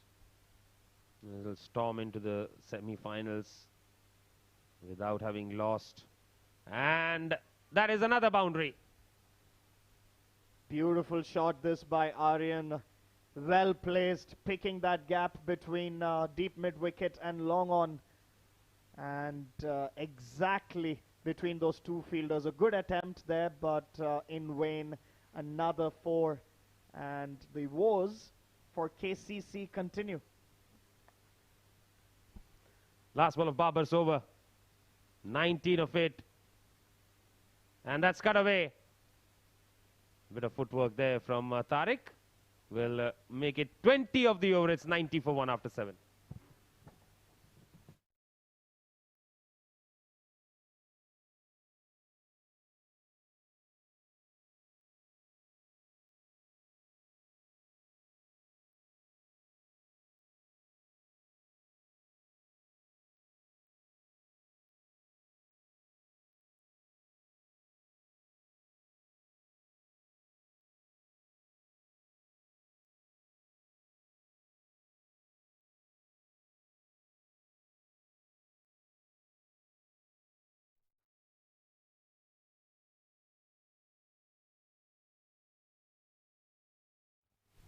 Seven overs bowled, 90 for 1. Tariq will continue proceedings.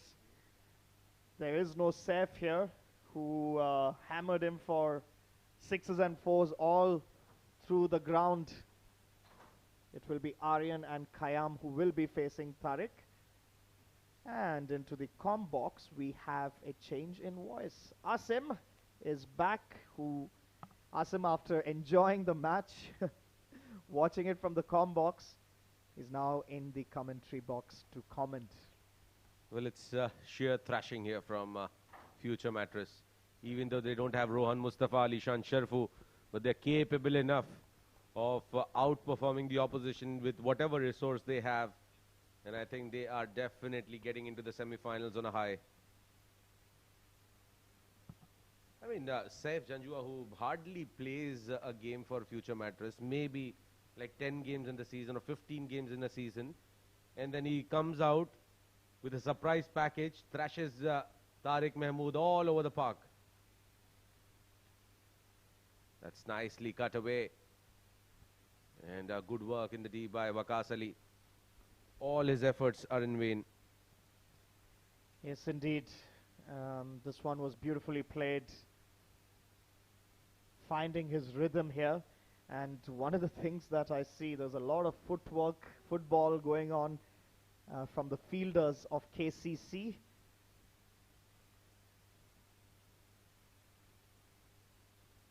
Heaved down towards the long on, will be a single. So they're just trying to spend time here. That aspect of putting a fight in the game is completely out of question here. I think after this match they will probably have to sit down and evaluate their progress in this game as well as the tournament. You can see the level of competition is completely different here at the CBFS League, and especially the first 6 overs, the way they played, and in the first 4 overs just taking 20 runs, that's where they lost most of it, I felt. Nicely cut, brilliantly done there. Sev Gori, the fielder, he was on the mark, pretty much inside the boundary, at least by 25 yards.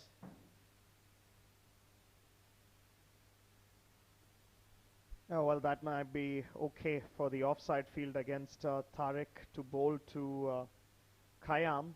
But for Aryan, again, they're still, the leg side fielders are 20 to 30 yards inside. This will beat the fielder. Another boundary.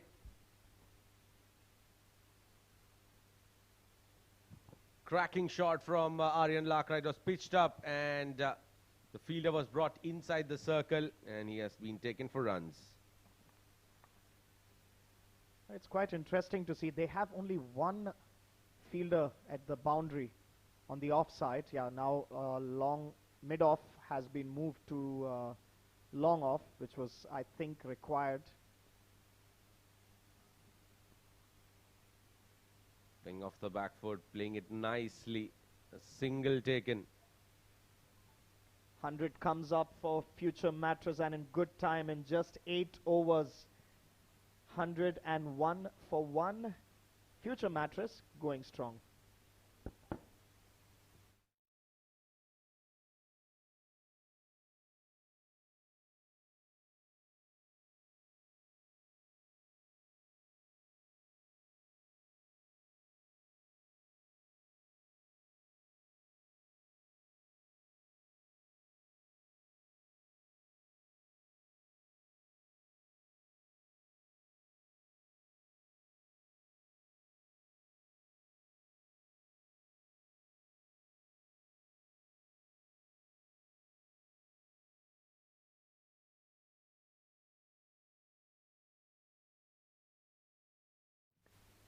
Pocket dynamite, Nadir Hussain. Right arm fast. Definitely that needs some change there. Right arm slow medium. Yeah. More than right arm fast. Or even if, I mean, some people call them a leg spinner who runs, has a long run up. Certainly not fast, but can definitely be effective. KCC need a wicket desperately to have even the slimmest chance of coming back into this game.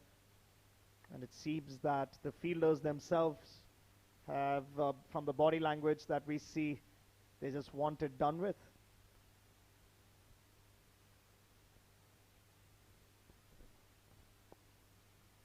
Well, just 52 to get off 71 is just that they need to, play out these runs. They certainly will want to finish this within the 15 overs, and they are quite capable of doing that. 15 overs is 7 overs from now, and just about 50 runs required. Very much easily possible by future Mattress the way these two are going. Well, absolutely. And I just felt that getting Tariq Mahmood right up with the new ball was not the ideal move coming through.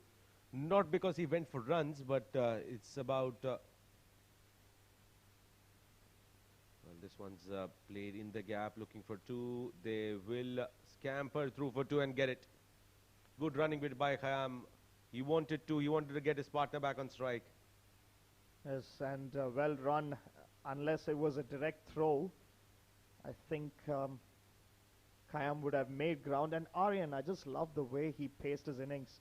He did struggle in the beginning. It took him, I think he was just 1 run of 6 balls. And then his strike rate has improved so well. Shows the level of commitment and integrity with the way he can play and take on the innings. Definitely. I think he owed some runs to the team with the kind of confidence that was shown in Khayyam, batting at a strike rate of 200. Nicely played on the onside, looking for 2. Will they get it? Aryan Lakra wants 2 and he'll get it comfortably. The perseverance that these two have been showing is quite commendable. In any other condition, in many of the cases, you would see the batsman just settling in for 1 because the required run rate is just at 4 right now. There's no real hurry. So they're prepping themselves up quite well for the playoffs. And these two, along with Saif, can be a real threat for any opposition. This one, cut and cut well, finds the boundary. This was glorious from Khayyam, placing it in the gap and getting the boundary. Immaculate placement there. Yes, sliced exactly in between that fielder at point and third man, short third man. And future Mattress going strong. 112 for 1 after 9 overs.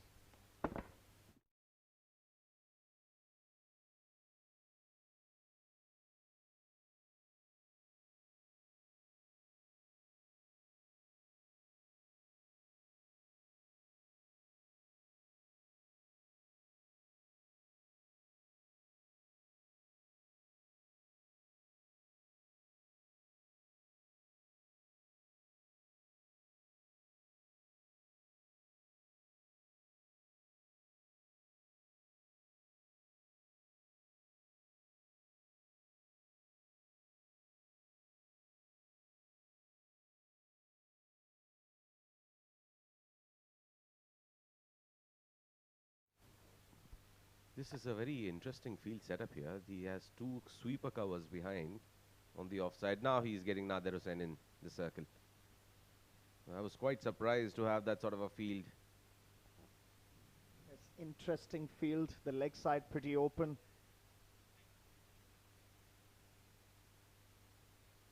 Finds the gap and single taken. This left-hand, right-hand combination is definitely a little bit of a pain point for KCC, who are already quite down on their morale. Just 41 required from 65 deliveries. The match is very much out of reach for them unless they have some sort of a miracle. 3 to 4 quick wickets. Otherwise, the game is pretty much in favor of future Mattress. The wrong one this time. That's a dusra from Tariq. Bowled it brilliantly. And you can see him, like you rightly said, Asim, you can see him performing better in comparison to the new ball that he bowled with. He's got the turn, he's got the variation. This one skidded rather quickly back into the batsman. So you got to keep the batsman guessing. If you get too predictable, like how he was in the second over of the match that he bowled, you're going to get penalized for boundaries. Absolutely. Here comes Tariq again.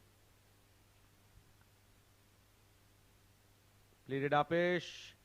Looking for 2. Ball is racing away. And they'll come back for 2 there. No strength in the ball to reach the boundary. Could be some sort of a dew factor that decreased the outfield, the pace of the outfield. Well, it's because of the heavy grass. It's not because of dew per se, because when the ball is popped onto that surface.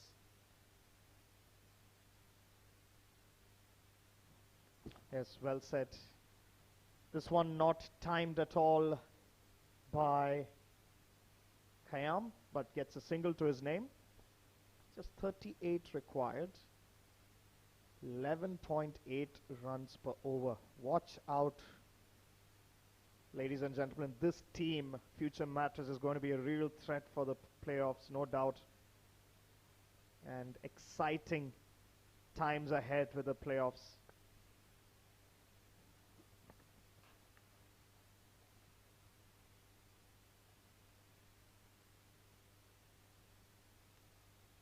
Cut away, but straight to Nadir Hussain, who's electrifying in the field. 10 gone.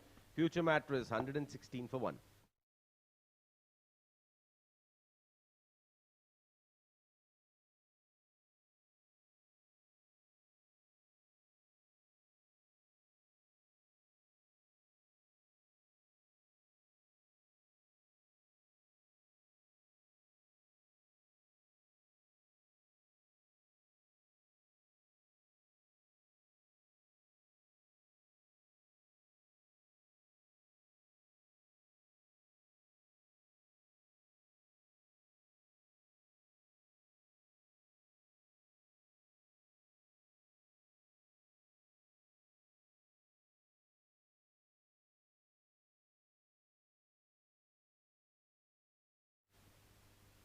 So, Karwan will continue proceedings for KCC.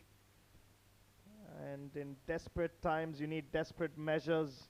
KCC trying everything they can to get a wicket, but not like that.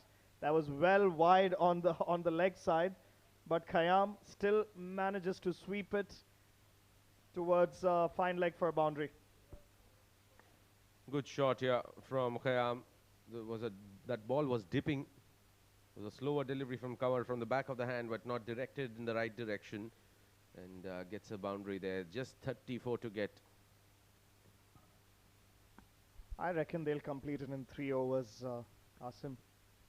We won't need a change of voice for the combox. I think the way these two are going, smart cricket, putting away the bad balls for boundaries, the right way to approach a T20 game. Well, I think they have outperformed Karwan Cricket Club here. They have just been brilliant, and Karwan just did not get their things planned out correctly. They did not read the wicket properly. And in my opinion, understanding what the surface has to offer is something which is very crucial. Absolutely on point. This is cut, but right to the fielder. And that's another thing that KCC faced when they were batting, is that they did not take full advantage of the power play. And of course, it was more difficult batting conditions at that time. But that does make a big difference. Now, if you look at the last 10 overs, they did manage to get some score in. But this one is lofted. Fielder coming under, catch taken. Aryan departs. Finally, a wicket coming through from the veteran. Karwan, you just can't write him off from the game. And he has done the magic here. Aryan Lakra departs for 43 of 30 deliveries. A very good knock. He was out of touch in the batting department, but a very good knock coming in before the semi-finals game. And he's making his way back. Future Mattress lose their second, 121 for 2.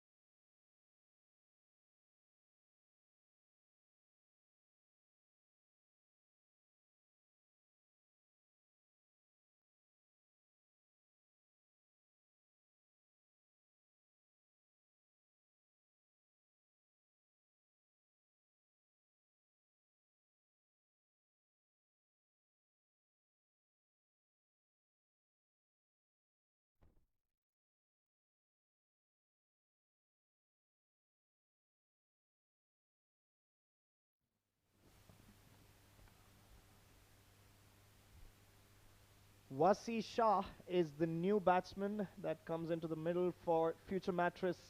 121 for 2. Short delivery. Cut and cut well. Finds the boundary. Well, this is good cricket here. Wasi coming in, playing his first ball.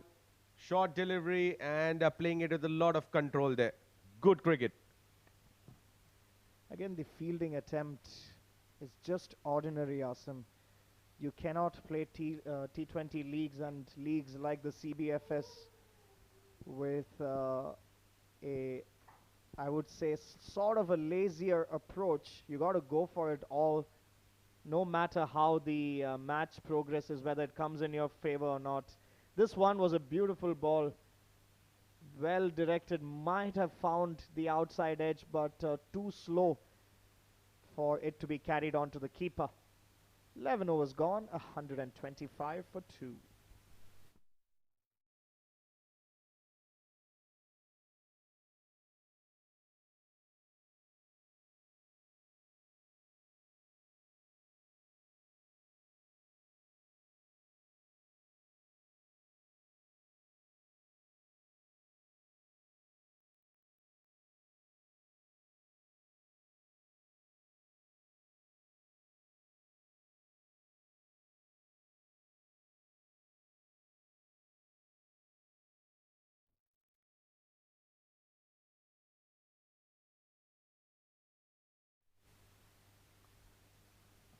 Tariq, who has been extremely expensive, will continue proceedings for KCC. Lofted ball, this is swept. Will it find the fielder? Yes, it does. This time it's Khayyam who departs. Finally a wicket here for Tariq after struggling in the first couple of overs. Mozam Hayat making no mistake there. And third one bites the dust. 29 more to get a 53. Can this game turn in favor of Karwan? Looks very, very unlikely. Yes, indeed, unlikely. Also, it depends on what the other batsman will come and proceed the innings with. Khayyam departs 42 of 23. The score is 125 for 3.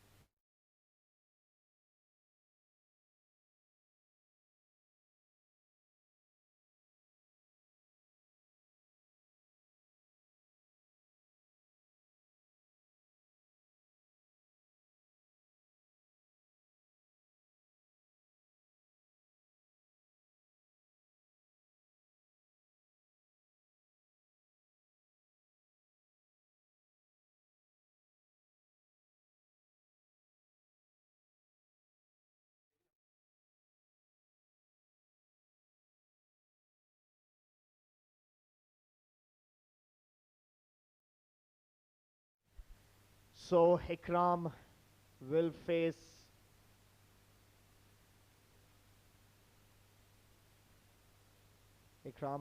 Tariq, who still has another 5 deliveries left of his spell. This is driven on the onside, will be a single. So Asim, what are the chances? Do you think KCC can make a comeback here? Well, when Karwan is playing, I really do not want to comment on that front, because whenever I've done, things have just not fallen in place. I find a ray of hope, and then with some really mediocre and ordinary bowling or batting, they pull, give it away to the opposition. An interesting field setup this. They have a leg slip almost at place, which is quite unusual, but there it is. Now, Babar is not there on the field, so I am pretty surprised, who is actually leading the side, but whoever it is doing a fantastic job. This is good stuff. They know game is slipping away. They're trying to pull things back somehow. Oh, that's the wrong one. Beautifully directed by Tariq, and I must say Wasi Shah did well. We've seen many cases where the batsman might attempt the shot on the on drive. That's played it very late. Ball's racing away towards the boundary. Fielder putting in the chase. Zahid covers it up and will just be 2 runs there. There's not enough strength in the ball to find its way to the boundary. Also, I think Vasisha lost a bit of timing there because the ball came back, or rather skidded in quite quickly. Final ball of Tariq Spell gets a dot.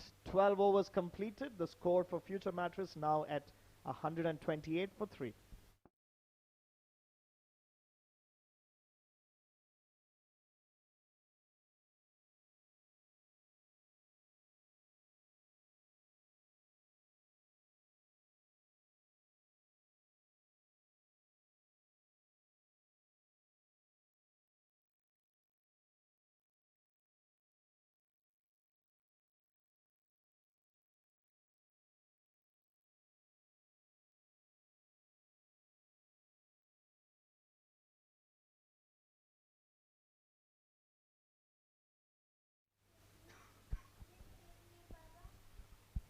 Karwan continuing and starts off with a wide.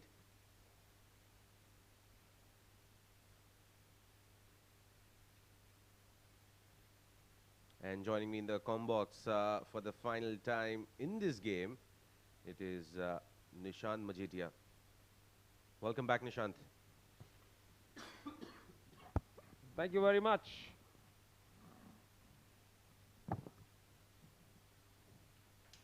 We've lost wickets, but that run rate, it's definitely pretty much in favor of Future Mattress at this point in time. Short ball from outside the off stump that has been pulled straight to the fielder in the deep. Just a single. But look at that onslaught from from Saif Janjua in the power play. The first 2 overs, he set the tone that Karwan, we're not letting you breathe here. Haider Vasisha, you don't see him play that kind of shot. Walking down the track, a la Robin Uthappa, and looking to hit him off the toe end there. Well, had he been a left-hander, it would have been Haydos. 130 for 3.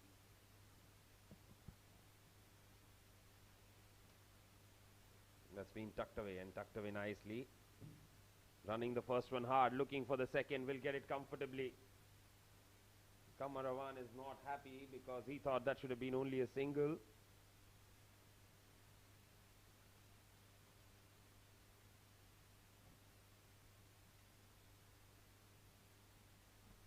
Vasisha batting on 8 of 8.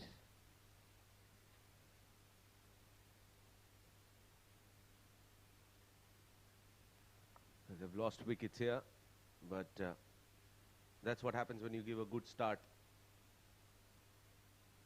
It looks desperate here, Vasisha. Not sure why. Well, just stick around, play it in the gaps. Why do you want to show your power here? You can still be elegant and get boundaries. Well, what is the harm in not getting boundaries here? Well, get them. It's fine, but why? Why would you want to show desperation? Look at that. And there's an appeal.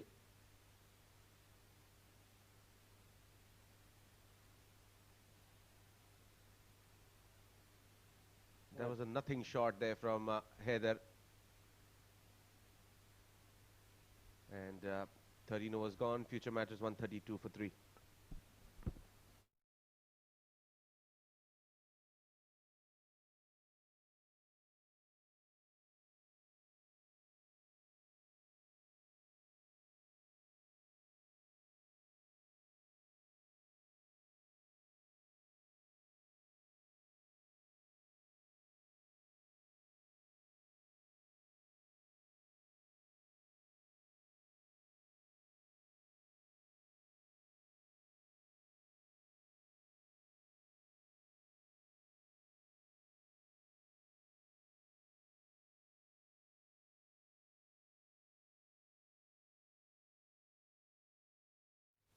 Nadir into his second over. That's pushed away by Ikram for a single.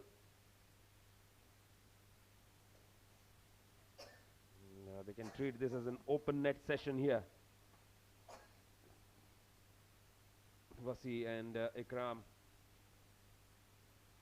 pretty comfortably poised at the moment. More than comfortably, to be very honest.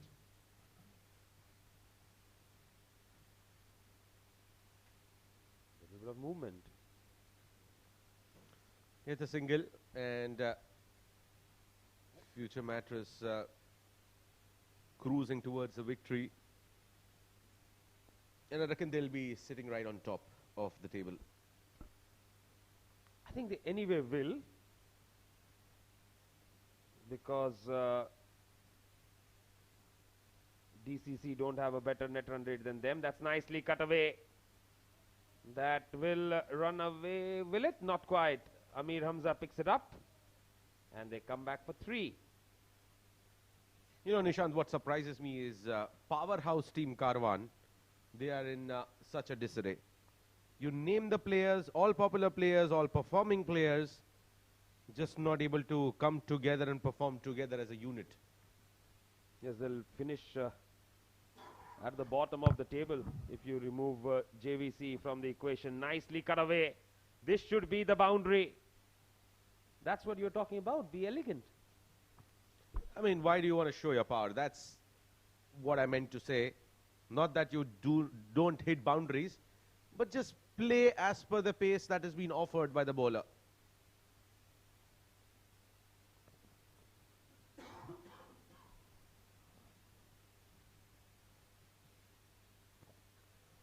Wasi, 13 of 12.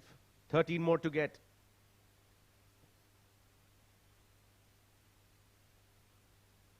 Through the gate. Nadir strikes, but strikes late. Is very late, and again trying to slog across the line, not working out in their favor there. Lost the 4th wicket. Is just reducing the margin at this point in time.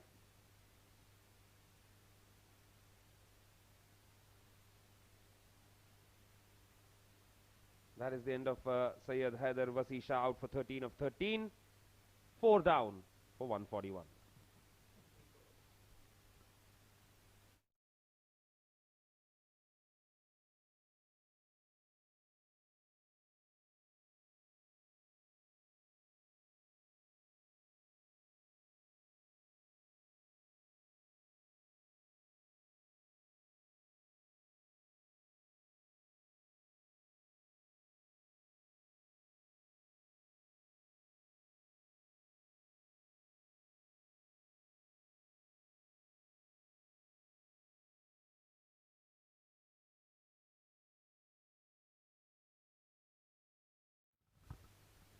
Farazuddin as the new man in. The bat too deep for a target of 154, to be very honest, especially after the kind of start that they got. Nicely bowled. Back to the bowler, dot ball. Harris probably telling Farazuddin, why didn't you try and hit me?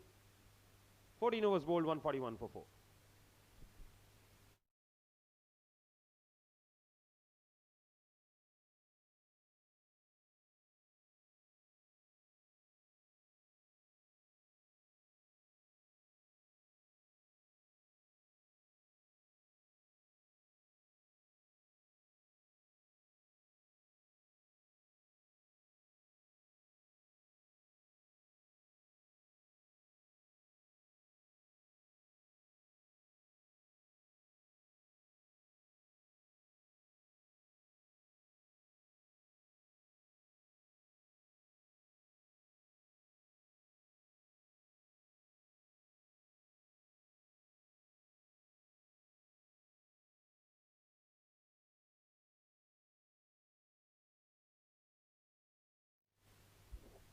Karwan bowling to Ikram. Starts off with a shortish delivery outside the off stump, looking to go for that cut, missing it altogether.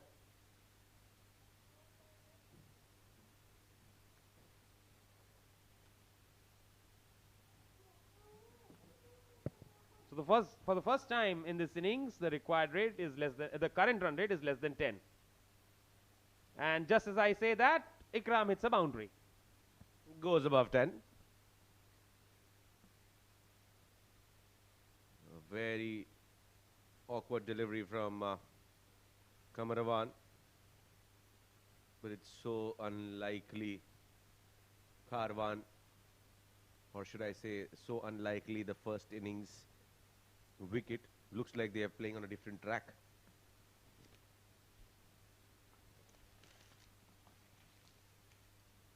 And he goes for a big shot this time. It lands safe. Trickling away. They will pick up 3 for sure.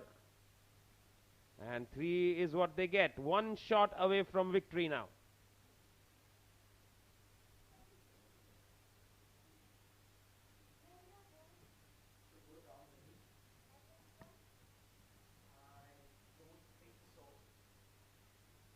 Six needed of 33 balls.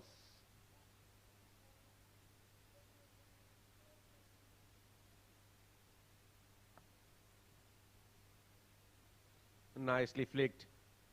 No fielder there. This should go all the way. And will go all the way. Away from just 1 shot there.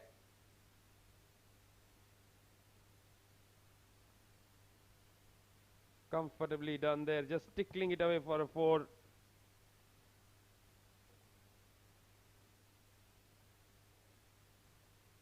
$150 up, 2 more needed.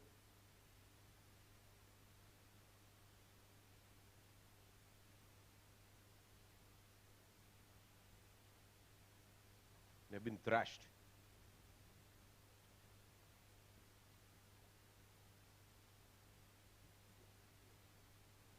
Shot, excellent shot. Cut away pretty nicely. And that's the game for future Mattress. Now they'll sleep. Now they'll sleep very comfortably on the mattress after that victory. Yes, that was very nicely struck indeed. And what a win this has been. Pretty comfortable. That is all over. And future Mattress will remain unbeaten as they go into the semis. And that's the batting card for you. The start provided by Janjua. Never really recovered from that. Future Mattress 32 of 12 for Janjua. Then Aryan and Khayyam, they compounded the miseries. A few wickets were taken. Some hopes were created in middle. But by the time they picked up some wickets, well, it was absolutely away from them, that game. As far as the bowlers were concerned, 4 bowlers picked up a wicket each. Saif, Tariq, Nadir and Kamar. But none of them really managed to bowl with an economy rate that was good enough to put any kind of pressure. And that is why there was never really any pressure for future Mattress.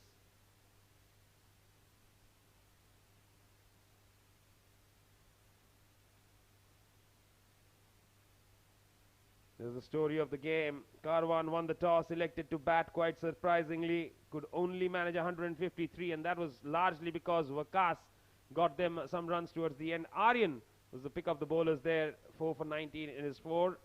And in reply, future Mattress did a fantastic job. Absolute mockery of the run chase. And it was Aryan again who top scored with 43 of 30.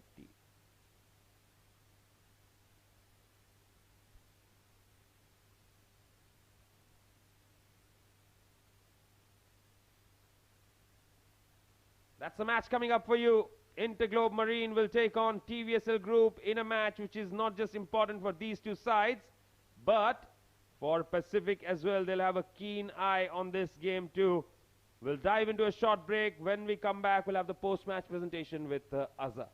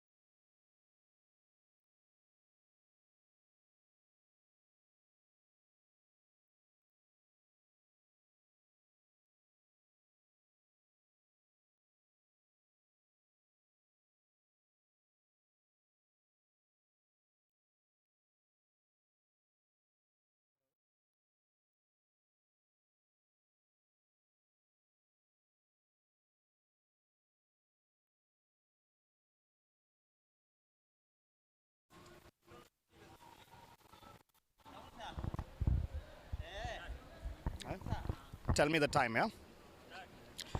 Hello and welcome to the presentation ceremony of the CBFS T20 League at the Sharjah Cricket Stadium. Before we move forward, we would like to thank our sponsor, title sponsor SkyExchange.net, powered by sponsor and official streaming partner, fan code event partner TCM, toss partner Arba Sports Services, associate sponsor OurSouk.com, support sponsor Toyom Sports Limited, and merchandise partner 7 Districts. This is match number 29 of the tournament.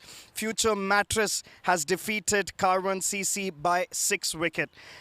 Commencing ahead, we would be moving on to the awards for the night. The award will be presented by Mr. Iftikhar Ali, who is the match referee, and our Souk player of the match goes to Aryan Lakra from Future Mattress for his 43 runs and 4 wickets. Aryan will be receiving a gift hamper from OurSouk.com, and also he will be receiving a 20% discount voucher on all products purchased from OurSouk.com. So Aryan, great finish to a great tournament in the league stage. Yeah, I think definitely it was important for us to get another win under the belt before moving on to the semis. And I feel the team's in a really good spot right now, and we are looking forward to the semis now. So you defeated Karwan CC, who actually opted to bat first. If you, our captain, had won the toss, would you have done the same? No, actually today we were looking to bowl first, so we were pretty happy when we were given the chance to bowl first. We felt the wicket would be a bit slow in the beginning today, and as you know, in Sharjah, like as the sun sets, it gets easier to bat on, so we wanted to bowl first, and I think we saw that restricting a team like Karwan to 150 was, I think, a very good effort from the bowlers. So how is the morale in the dugout? Are you missing players like Rohan Mustafa, who's gone on national duty? I think the team's doing really well. You saw today, and even the last game, he rested out, so and the team's doing pretty well. So definitely we miss him in the side. Of course, he's a great player and any great addition to the side, but we have decided that we move on from there and we try to just focus on ourselves and try and win every game we can. Perfect. Congratulations and best of luck for the semi-finals. So that is it from the presentation ceremony. Do stay tuned in live. Match number 30 will start soon at 8 p.m. live from the Sharjah Cricket Stadium. Thank you.